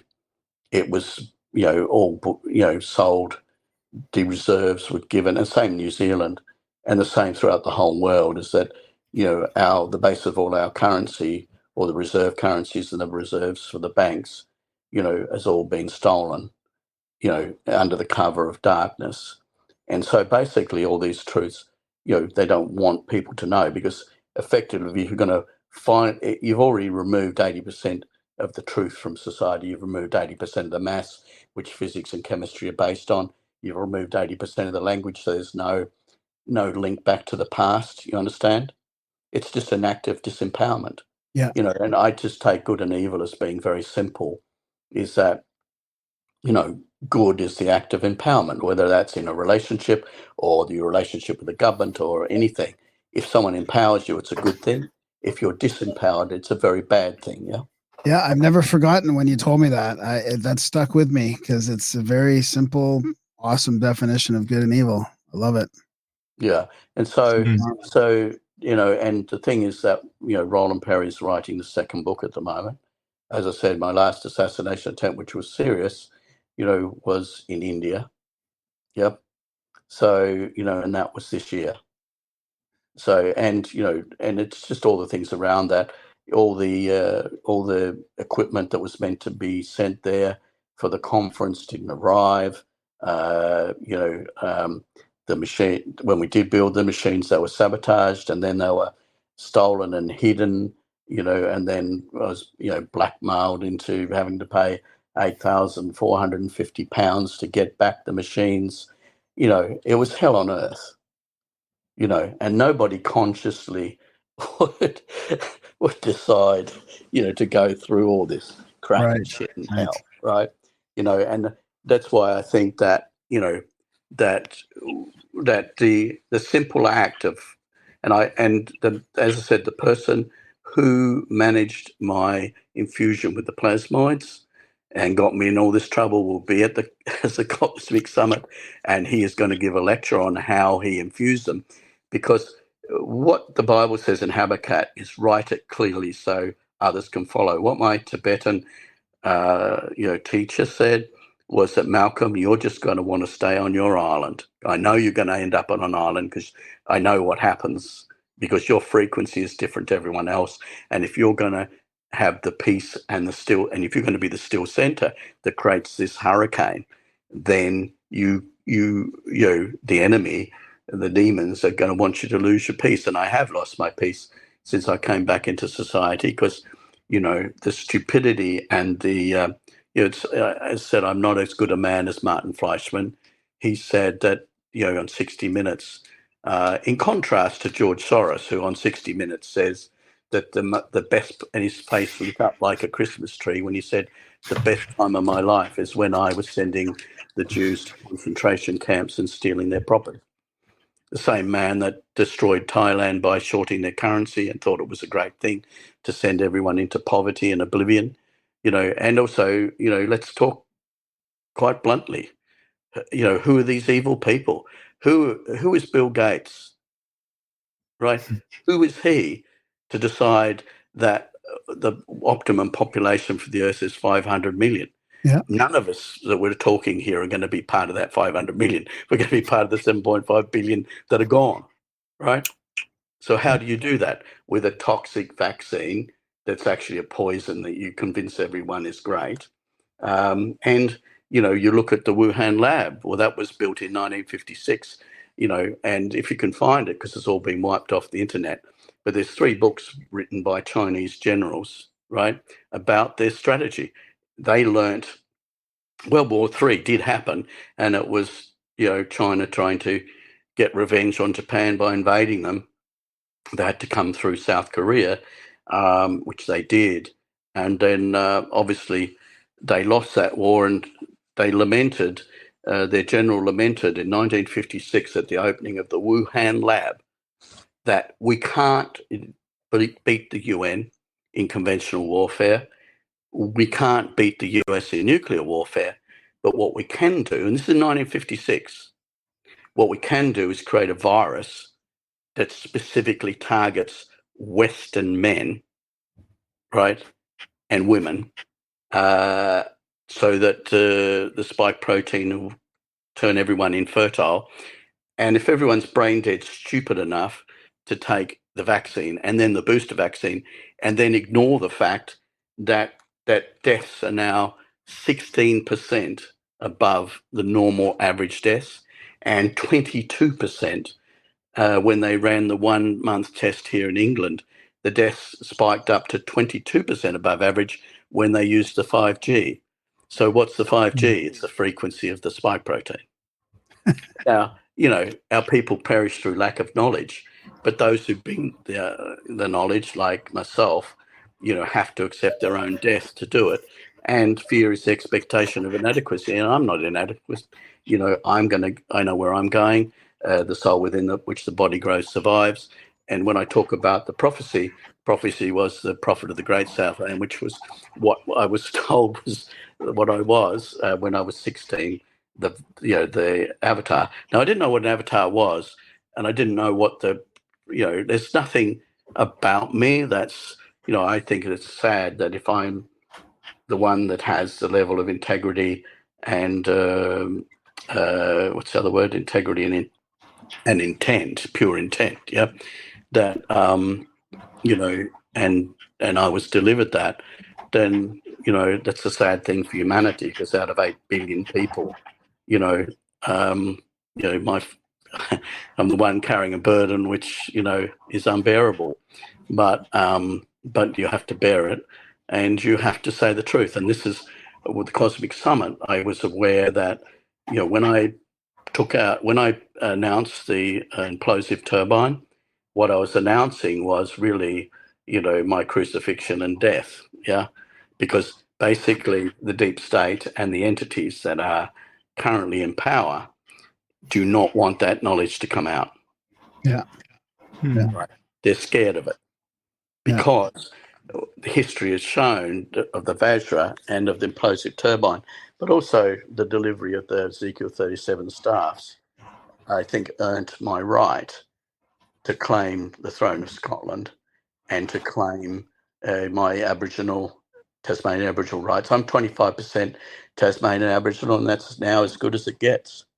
So if there's a time and point in history, the last of Mohicans, it's probably, I don't see, because when I was swimming with my dolphins on my island before having changed my name to Fom Al Hort and living in a devout Muslim country with everyone going to prayer and everything, which was fantastic. Then Malcolm Bendall, who's living in the Maldives, there's not much you can do about that, is there? No, but a lot of people are waking up. A lot of people have had enough. Like the governments are waking people up. The whole thing we went through over the last 4 years. So you're seeing a bunch of people not resonate with society. I know what you mean, because not on your level, obviously. I'm not quite as ugly, but I don't. It's not the same for me either right now. I don't want to go back there. I don't like it as much as I did. It's all changed, everything. So I think this is happening to a lot of people. Well, the interesting thing is I'd implore everyone to watch the movie V for Vengeance. V for Vendetta or V for Vendetta? Vendetta, you're right. V for Vendetta, yeah. But it is vengeance too, because actually what the thing was is that, we finally had enough. Yeah. You know what I mean? Yeah. It's enough. Yeah. And that's what Bob Greenyer said. It's enough. Stop. Yeah. Right. They've crossed the line. You've crossed the line. We're all dead anyway. So I'd rather go down fighting than in a whimper. And, I don't want to be, although it's tempting, to just crawl up in a ball in the corner of your shower bay. The thing is that it's what my dolphins told me, and what all my spiritual connections and the Plasmoids told me is, I'd love to live on my island in peace. But unfortunately, when I was 16, they said, you're going to just want to stay on that island, Malcolm, and you won't want to. When you're needed, you won't want to go. And it's going to be egregious to you. Yeah. And you're not going to be welcome. You're not going to be normal. and you'll be ugly and people will attack you simply because of who you are, because of your heritage, because of everything else, and because of the hubris of man, and because people, the nameless, faceless people, have decided there's 6,000 patents that the world isn't ready for. Well, who are you to decide that? You are not God. You are not the most powerful people in the universe. And this is not the first rodeo. There's nothing new under the sun. I downloaded knowledge and regained the access to the link between measurement and time, and it's seeing that time was, as I said, 1 2 3 4 5 6 7 20 6 5 4 3 2 7 20. 720 represents the two circles, 360 and 360 overlapping the flower of life, right? But also 8 times 9 times 10, the 3-step pyramid that you see in all cultures in front of the other pyramids are 8 times 9 times 10 is 720. So therefore, 1 times 2 times 3 times 4 times 5 times 6 is times 7's the ether, so leave that out. 8, 9, 10 is 518,400, 518,400, the same number. So basically, an 8 times 9 times 10 times 10 times 9 times 8 is the 3-step pyramid, right? And a mirror image. So it's all there in plain sight. It's hard-won knowledge because, if I've pushed in and pushed through, and the book is not some heroic story. It's just a tragedy. As Martin Fleischmann said, his life was a wasted opportunity. And what I promised him, I promised myself, number one, I will not end up like him. Somebody that had been completely destroyed and poisoned, by the way. Yeah. Like they poisoned him because and he had a slow and agonizing death, because basically they have neurotoxins that, plausible deniability, they kick in years after you've been poisoned, they kick in. Fortunately, I've been poisoned so many times, they'd probably kill 1 million elephants. Yeah. But I have the plasmoids in my bloodstream that to some extent can mitigate that, you know what I mean? Yeah. But, it's happened. And if, when I pass on, if you analyze my bones, you'll see that they're full of palladium. Huh. So, the top, I do have a very a good class of enemy. And I think some people have said that one measures the success of one's life by the strength of his enemies. Yeah. So now that with this speech now, I've certainly multiplied my enemies and become the ugliest man on earth. But I think it's time because I am not, I want people to come to the conference and I want people to listen to what's being said because, I'm prepared to tell the truth and I've already forfeited my life. So, and it's not a big thing because I know that, the soul within which the body grows to vie. And as the 10th avatar, it means I've been here 9 times before. So it's not my first rodeo. But it is disappointing that humanity has fallen to the extent it has, and that there's this myth that we're going to be so technologically advanced with AI. Well, AI is simply a Satan's cheap version of plasmoids. Now, plasmoids can give you access to the Akashic record. They are the homeostatic mechanism for the whole of creation. The fact that we lost our relationship with them is tragic. And that's why the book's called The Shaman, because what happened is to anyone that had a link to that was a threat to those in power. So therefore, like, for example, the Book of Enoch, the Catholic Church eradicated that book. Yeah. Right. Yeah. And, and having George Howard, who's running the conference, do you realize that there's only 2 people I know, like, outside my journey, which was I was there with someone else, went up to the top. But George Howard, hopped on a horse and went up the same cliff face that I went and visited Aaron's tomb.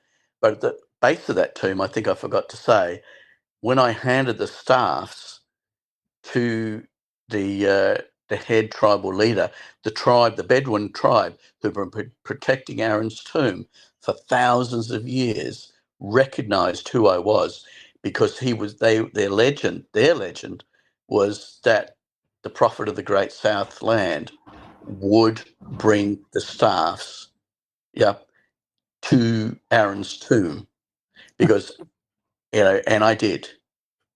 And if you go to the Vatican Library and look at the foundation document for the throne of Scotland, their special daughter, it traces the line Scotia. Scotland is Scotia land, which is one of the daughters of the king of Israel. When Babylon sacked Jerusalem, Jeremiah was in prison because he'd told people to give up and to surrender, and they wouldn't. So when they let him out of jail, they said, "Okay, Jeremiah, what do you want?" He said, "I want the two daughters, Scotia and Cornwall." Yeah. So therefore he took the two daughters to Egypt, and they got educated, and then he took them through I think to a spot in Spain, a spot in Portugal, and then to Gloucestershire, where that's had a long history, spiritual history, and then to Ireland and set up. That's where the legend of St. Patrick comes from. And Scotia, the daughter, Nova Scotia, Scotland is Scotia land. In the line of David, that's the Holy Grail.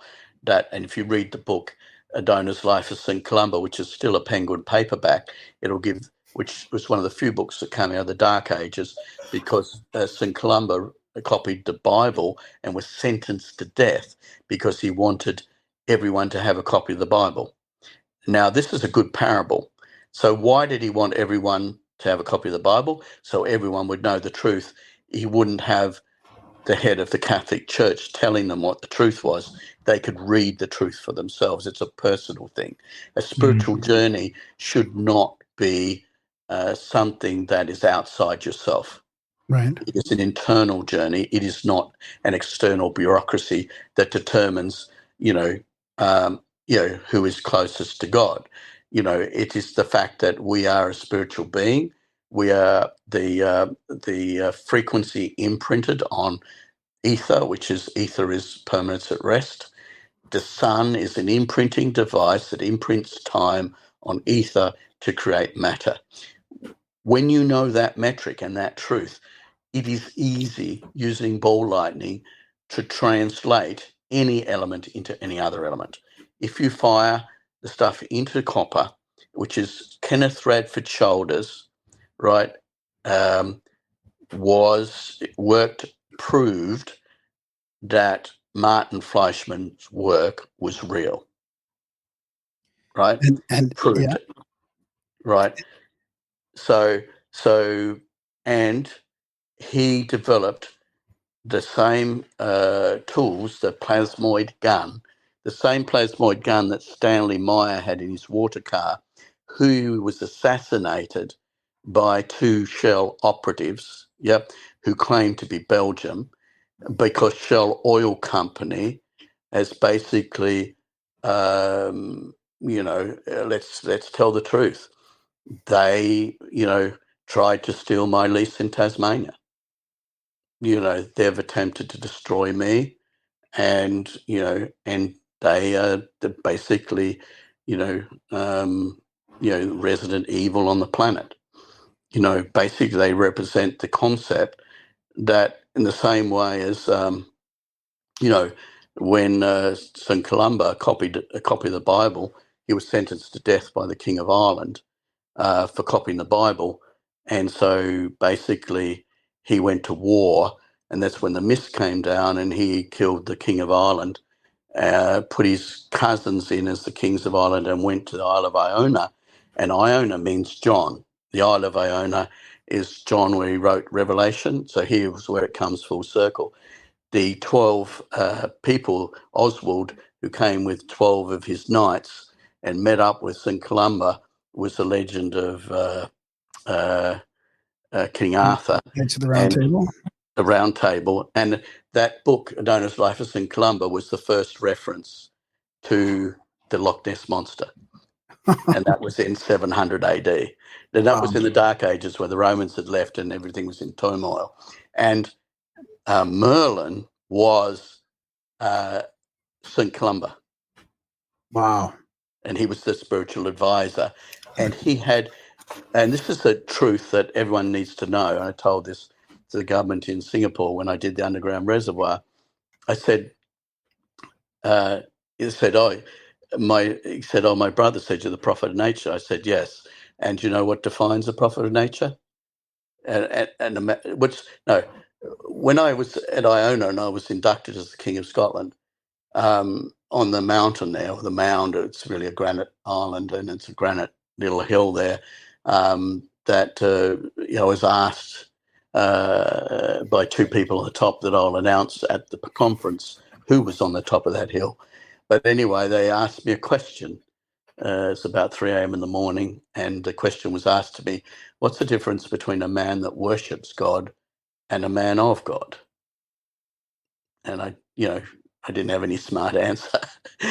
And so then the other guy said, nature yields to a man of God.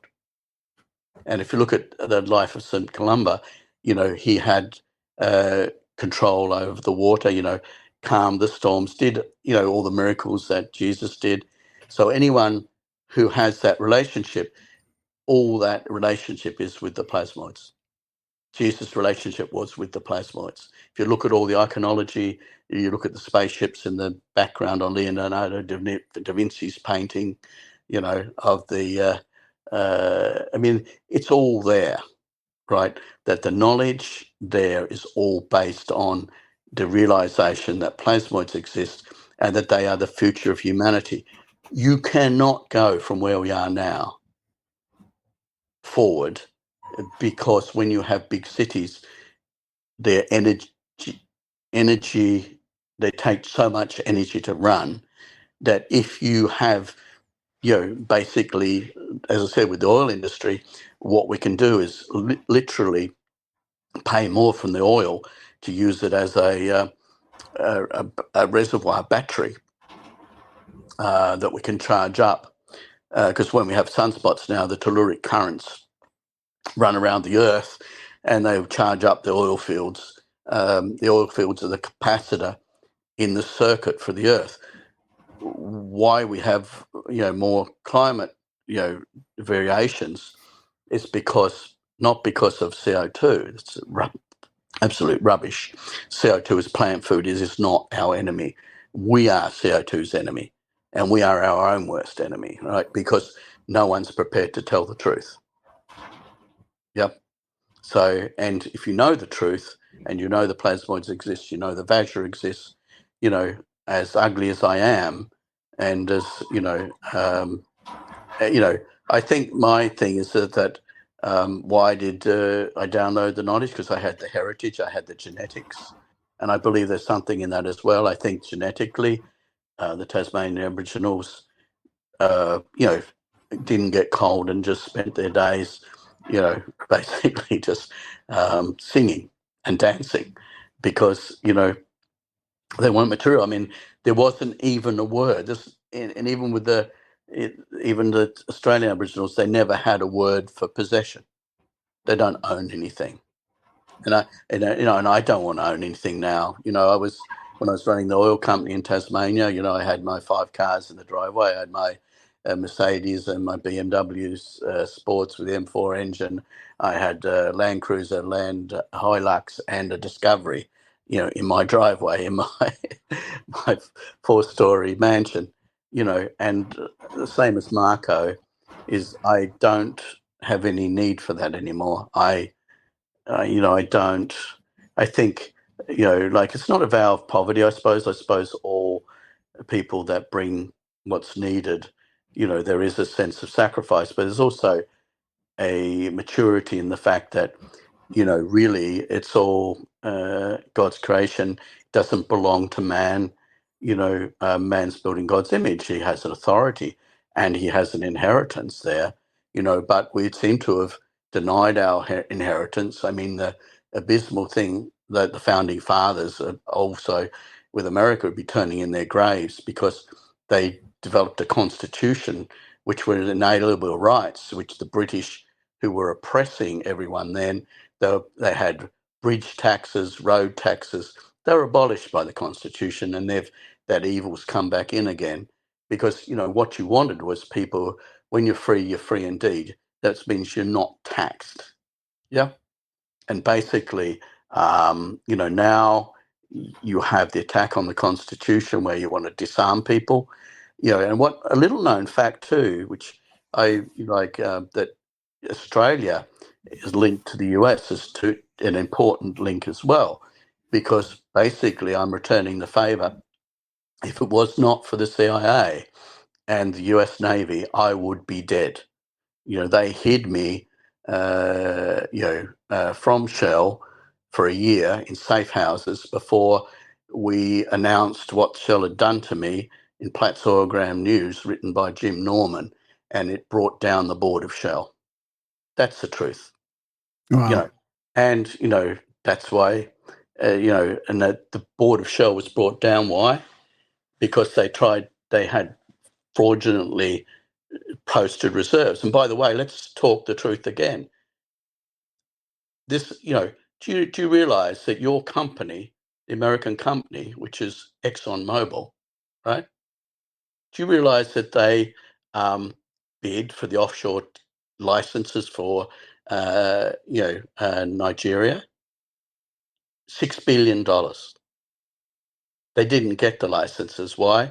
Because Shell, along with agents of the FBI and MI6, contrived a plan to pay $1.2 billion in bribes, which was found out by Eni's mafia guys. That because Eni is a Italian oil company, yeah, right. So, and they were part of that scam. The mafia lawyer that was against corruption in government found out Eni was involved in this scam. So they paid $1.2 billion in bribes to everyone, right? And then only paid another 1.2 billion for the licenses, right? So therefore they paid 2.4 billion. ExxonMobil, your US company, bid 6. They lost, right? No one knows about that. And why isn't anyone talking about it? Why is it the most outrageous thing that the FBI is involved in defrauding the American people and removing reserves that could have been owned by ExxonMobil, huge reserves of oil offshore Nigeria? No one tells the truth because everyone's too scared to tell the truth. Yeah. Yeah, fascinating. That's in the book. Read it. Yeah, I know. I remember that part. I mean, I narrated. If you want to talk to the author again, we can just give you the files. I've narrated it for you last year. Remember that? I was thinking about that. Yeah, and also that, yeah, and I appreciate that, and that's why I came on, and that's why I'm telling. I mean, normally, this is the end game, as Bob Green said. You can't hold back now. I'm calling on the 144,000 to come forward. There is the 144,000. They are the enlightened ones. We're now in a life or death battle, right? All our lives are forfeit. If things keep going the way they're going, pushing for nuclear war at the moment, there's your 7.5 billion gone. Congratulations, Bill Gates and Barack Obama, you've done it, right? So, we're on the precipice of that, and really, obviously, Biden's the puppet, and Barack Obama never left office. He's the only president that didn't leave Washington D.C. Yeah, that's the truth. Oh yeah, it's interesting times. And Trump was just he was guilty, found guilty on all 34 charges today, I think. So it's going to be interesting what happens here. Yeah, and what's he guilty of? He's guilty of challenging the establishment and bringing wealth and prosperity to America. Yeah, that's his crime. I'm still not convinced he didn't just orchestrate this whole thing for publicity. I mean, Well, I think the thing is that on that point is that unfortunately, when you have been through the grinder like I have, right, and with my relationships, and just to a reality check to the audience, the U.S. Navy, and it's on the public record, gave me an $11 billion contract for my oil and gas in Tasmania, which $30 million was spent on slandering, defaming me, and also putting contracts on my life, which was found out after and when I say I brought down the Board of Shell, I simply gave the information that enabled the CIA to take down the Board of Shell. Resident evil. And also put the responsibility back to, because they had it organized in such a way that they felt they could do anything, right, with impunity, right, because they had a system where they had an operational board that did what they liked, and they were the fall guys. Yep.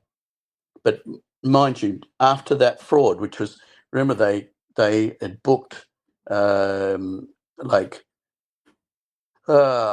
it 3.8 billion barrels of oil they didn't have? Right, it was a fraud, and they lost a huge amount of their market cap. But and I obviously, it wasn't a pleasant experience having to stay in safe houses. But the fact is, if you look at Empire Energy, and speaking about Empire Energy, which is a US company that was illegally shorted by Madoff, because he was making money by delaying approvals for public companies' capital raising and sending the stock price down, and then approving the capital raise once he got his position in there. I mean, this is the rot's been set in for many, many years, yeah? And no one wants to talk about it. And the whole idea of the one world government is simply that everyone loses their, the purpose of the soul is to come to the planet and to learn, and develop and to grow, not to be stuck in a cage and become basically just cannon fodder. I mean, how stupid do you have to be to believe that Biden's son was on the board of Burisma? Because the truth is that, another scoop here, the truth is that an oil field was found in eastern Ukraine that could provide the whole of Europe with oil and gas. It's basically called a graben, where rocks drop down into the earth and go to higher temperatures and generate oil and gas. That graben runs through the Ukraine. This war is over oil. Same as Iraq, the same as, where are the weapons of mass destruction? And they weren't, and by destroying the fourth biggest army in the world, which was Iraq, was keeping the ISIS and all the rest of the radicals, in check, destroyed the company on the basis of a lie, and now everyone's paid for it. How many people have died? Yeah. Endless wars based on, no one wants to talk about the fact that they're fighting over an oil reservoir. And you sacrifice the whole population, young male population of Ukraine for what? So the Biden family can get rich. So Obama can get rich. And it's not just that, it's the deep state. I mean, the choice is that we keep our mouths shut and behave as lab rats and, diminish our soul, because I believe that the soul within which the body grows survives. But I'm not scared of people that can kill my body, although being a Shaolin priest, that's been more difficult than they planned. And also being a servant of the living God, and now being infused with plasmoids, who are the most powerful entities in the world, and I'd suggest to those authorities that are listening to now and already sharpening the knives. Be careful. Be very careful. You better look very carefully of who I am before you act. Because I'm one person, but I'm full of plasmoids that are 99.99% of the universe, and there's the most powerful conscious entities. If you think your evil is going to go unaddressed, you're mistaken. And I believe that humanity, once told the truth, will know it's the truth, and that those truths will come out, and in the fullness of time, because as I said, with the records, you can go to the book, The Shaman, Conqueror in the book is Shell, right? And I can name all the other people in that book, which I'm quite prepared to do at the conference, right? And, I'm drawing a line in the sand here, right? You've done all you can to destroy me, and everyone I loved is either, dead or mutilated. So, gloves are off. Well, that sounds like a pretty good Marvel-esque spot to wrap it up at. I think it's pretty good pinnacle there. And Jordan, we should mention too that there's a classroom, the people don't get to hear like just an hour of you lecturing. There's a that's a good point, because there's a classroom setting too, where like you can get deep into some of this stuff for a bit. Yeah, and I've now extended that to 3 days. Yep. So basically, because I wanted to, and we'll have the engines there and the car, and I'll have the implosive turbine, the Vajra. You're still muted, Jordan. So Jordan will be there to go over things. So basically, and this is a new thing developed. I just had a meeting with George Howard. I said, look, what I'd prefer to do is let's, while in conjunction for that 3 days, when I'm not needed on the stage or, for a town hall meeting or something, then I will make myself available on the hour, every hour, to present the plasmoid technology and, to the best of my ability, present the implosive turbine, which is the future. Because let's get this right.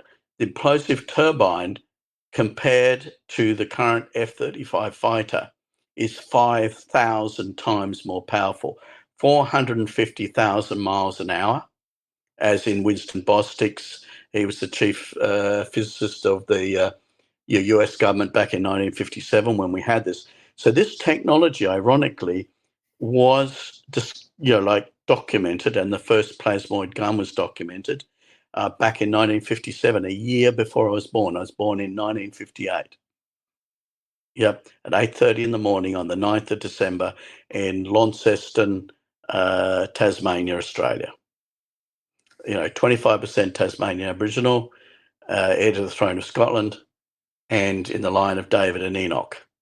So, and so I have done everything within my power to fulfill the prophecies, to bring forward basically the Ezekiel chapter 1 implosive turbine, the wheels within wheels, which is the same as in the Sanskrit text. And at least in this thing now, everyone knows that the actual truth of our society is it's based on Sanskrit texts that came from India. So the colonial myth that, it somehow came from the educated, English base is actually a myth. That, in fact, any society that's lost 80% of its language and 80% of its mass can only hang its head in shame. Yeah, that's a good point. I agree. Wow, this has been a great episode. 3.5 hours flies by. God bless you. That was a rare interview. That was interesting stuff, guys. Yeah. Just wanted to let it flow, let it go there for sure. Yeah. I'm glad you did. There's no rewards for telling the truth, except the empowerment of humanity, which is, it is a big reward. Yeah, for sure. And we'll put. Do you want to? On the book too, and on the book and stuff. With the book, that's been contested as well, and I think you owe a note explanation of that. Is because the book The Shaman, was a great bestseller. It was actually been put out by our post office in Australia and sold out. Right, All the sold out. bookstores were closed when he released it, right? And so they had to sell it in the post office. That was the one bookstore that was open. Yeah, but not only that, but it sold out the first 5,000 copies, and it was never. It was never Reissued or yeah, whatever. because the guy that was responsible for that, you can fill in the dots yourself. It's not a very hard equation to figure out that he was eventually sacked, and why? The same reason as there's 4 directors of mines in Tasmania sacked, paid off. Wow. They didn't want that out because it's Yeah. an inconvenient truth. Yeah. Oh yeah, no, it's no problem. I just want to let you know that they're there for you. You can have them whenever, right? It's not that. Yeah, no, but but we have to be. What we're trying to do. Roland's writing the next book, right? But there's obviously we need to be. What we're trying to do is maneuver around, because I knew this time would come. I was actually attempting to get a whole batch of books for the conference because I reckon they'd all sell like hotcakes. Yeah. And I'm trying to maneuver around that.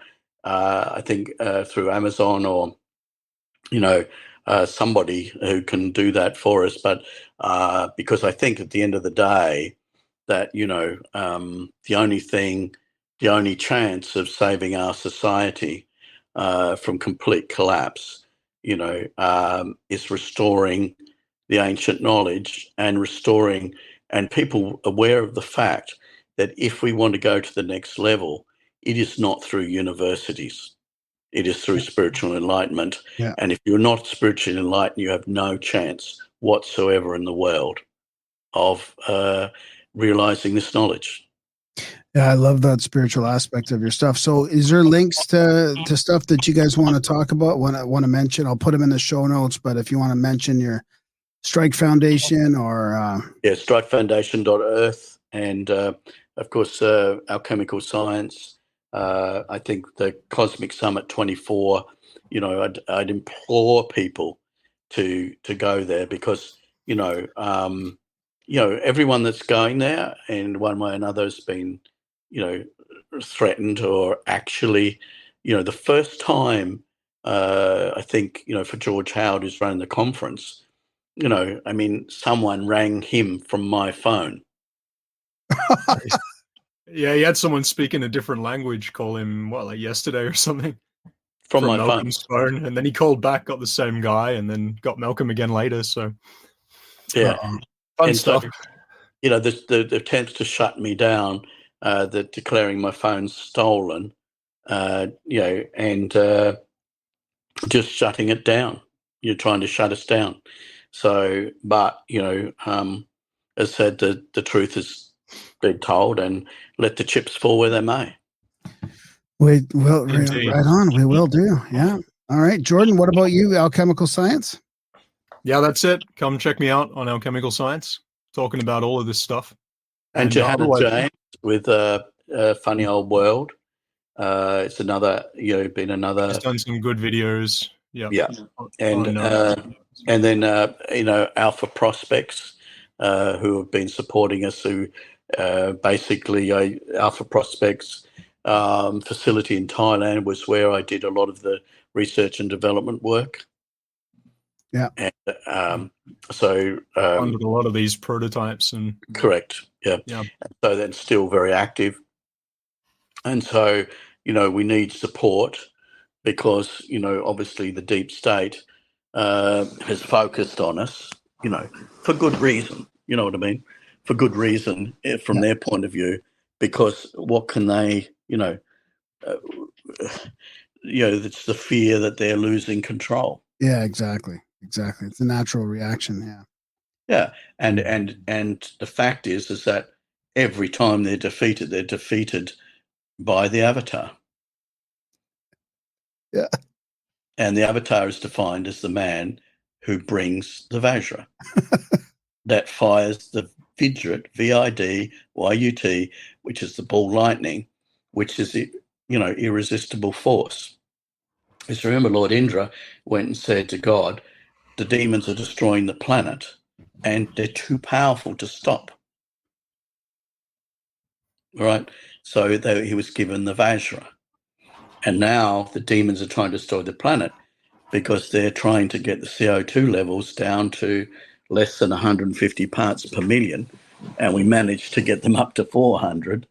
The dinosaurs were living in, if you go to a conference room, it's 1,500 to 2,000 parts per million and no one drops dead. I think the dinosaurs was probably 30% oxygen and probably, could be 1, 2, 3, 4, 5,000 ppm. Yeah. Actually, Graham, your cat there is interesting, the legend of the cat. The cats were always in the Egyptian temples because they were the ones that protected, that destroyed the demons. You remember like the Mummy movie? Yeah, yeah. Right, that's true. The Wow. cats were the ones that destroyed the demons. That's why they're always in the temples. They were the protectors of, the knowledge. Yeah? I like And it. their purr, it makes you really calm, right? The resonance. It helps you meditate. It helps you meditate. You can think for with sure. Yeah, you can think with a cat. Yeah, They're still there. They're still there. They're still guarding the temples a couple thousand years later. Yeah. And so anyway, it's fantastic to catch up, fellas. And thanks. Nice to see you again. Nice to meet you, Jordan. Once more to the breach, dear friends. I'll see you all at Cosmic Summit. I'll see you there, Malcolm. I'll be there. So we'll see you there in person. Everyone's going to be there. So, and I look forward to it. All right. Okay. Take care, guys. All right, guys. Fun. Have a great night. See you all later.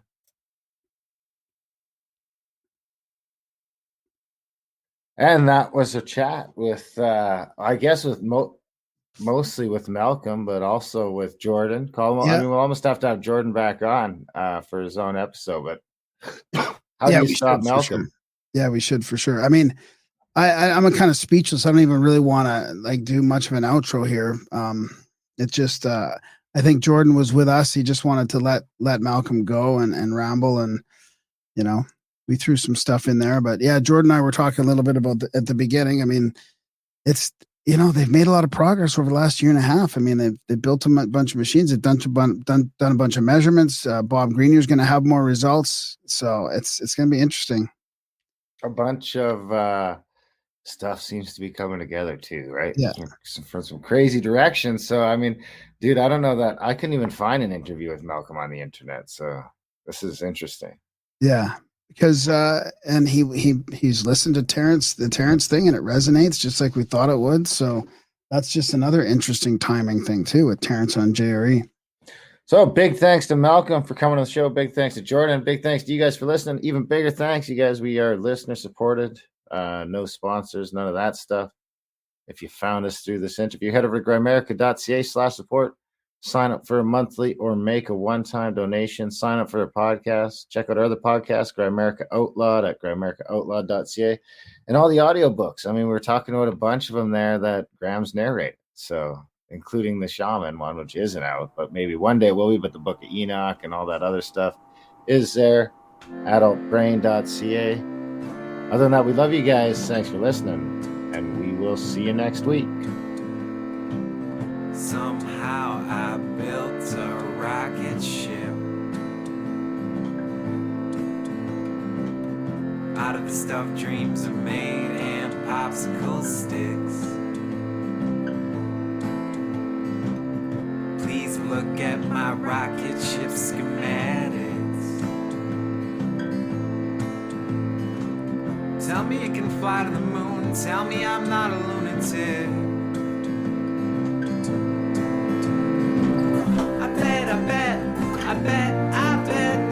I bet you think I'm the space cadet. I bet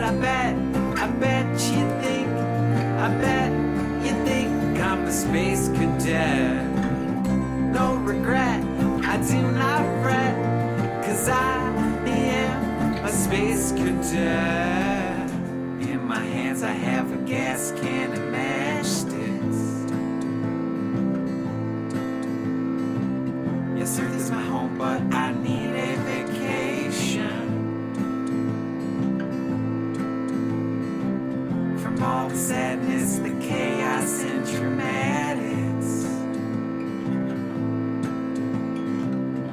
let you do the countdown. 3, 2, 1, no hesitation. I bet, I bet, I bet, I bet, I bet you think I'm a space cadet. I bet, I bet, I bet, I bet, I bet you think I'm a space cadet. I bet, I bet, I bet you think, I bet you think I'm a space cadet. No regret, I do not fret, 'cause I am a space cadet. No regret, I do not fret, 'cause I am a dreamer. Look at my rocket ship fly by, trailing behind a silver streamer. No regret, I do not fret, 'cause I am a space cadet. No regret, I do not fret, 'cause I am a dreamer.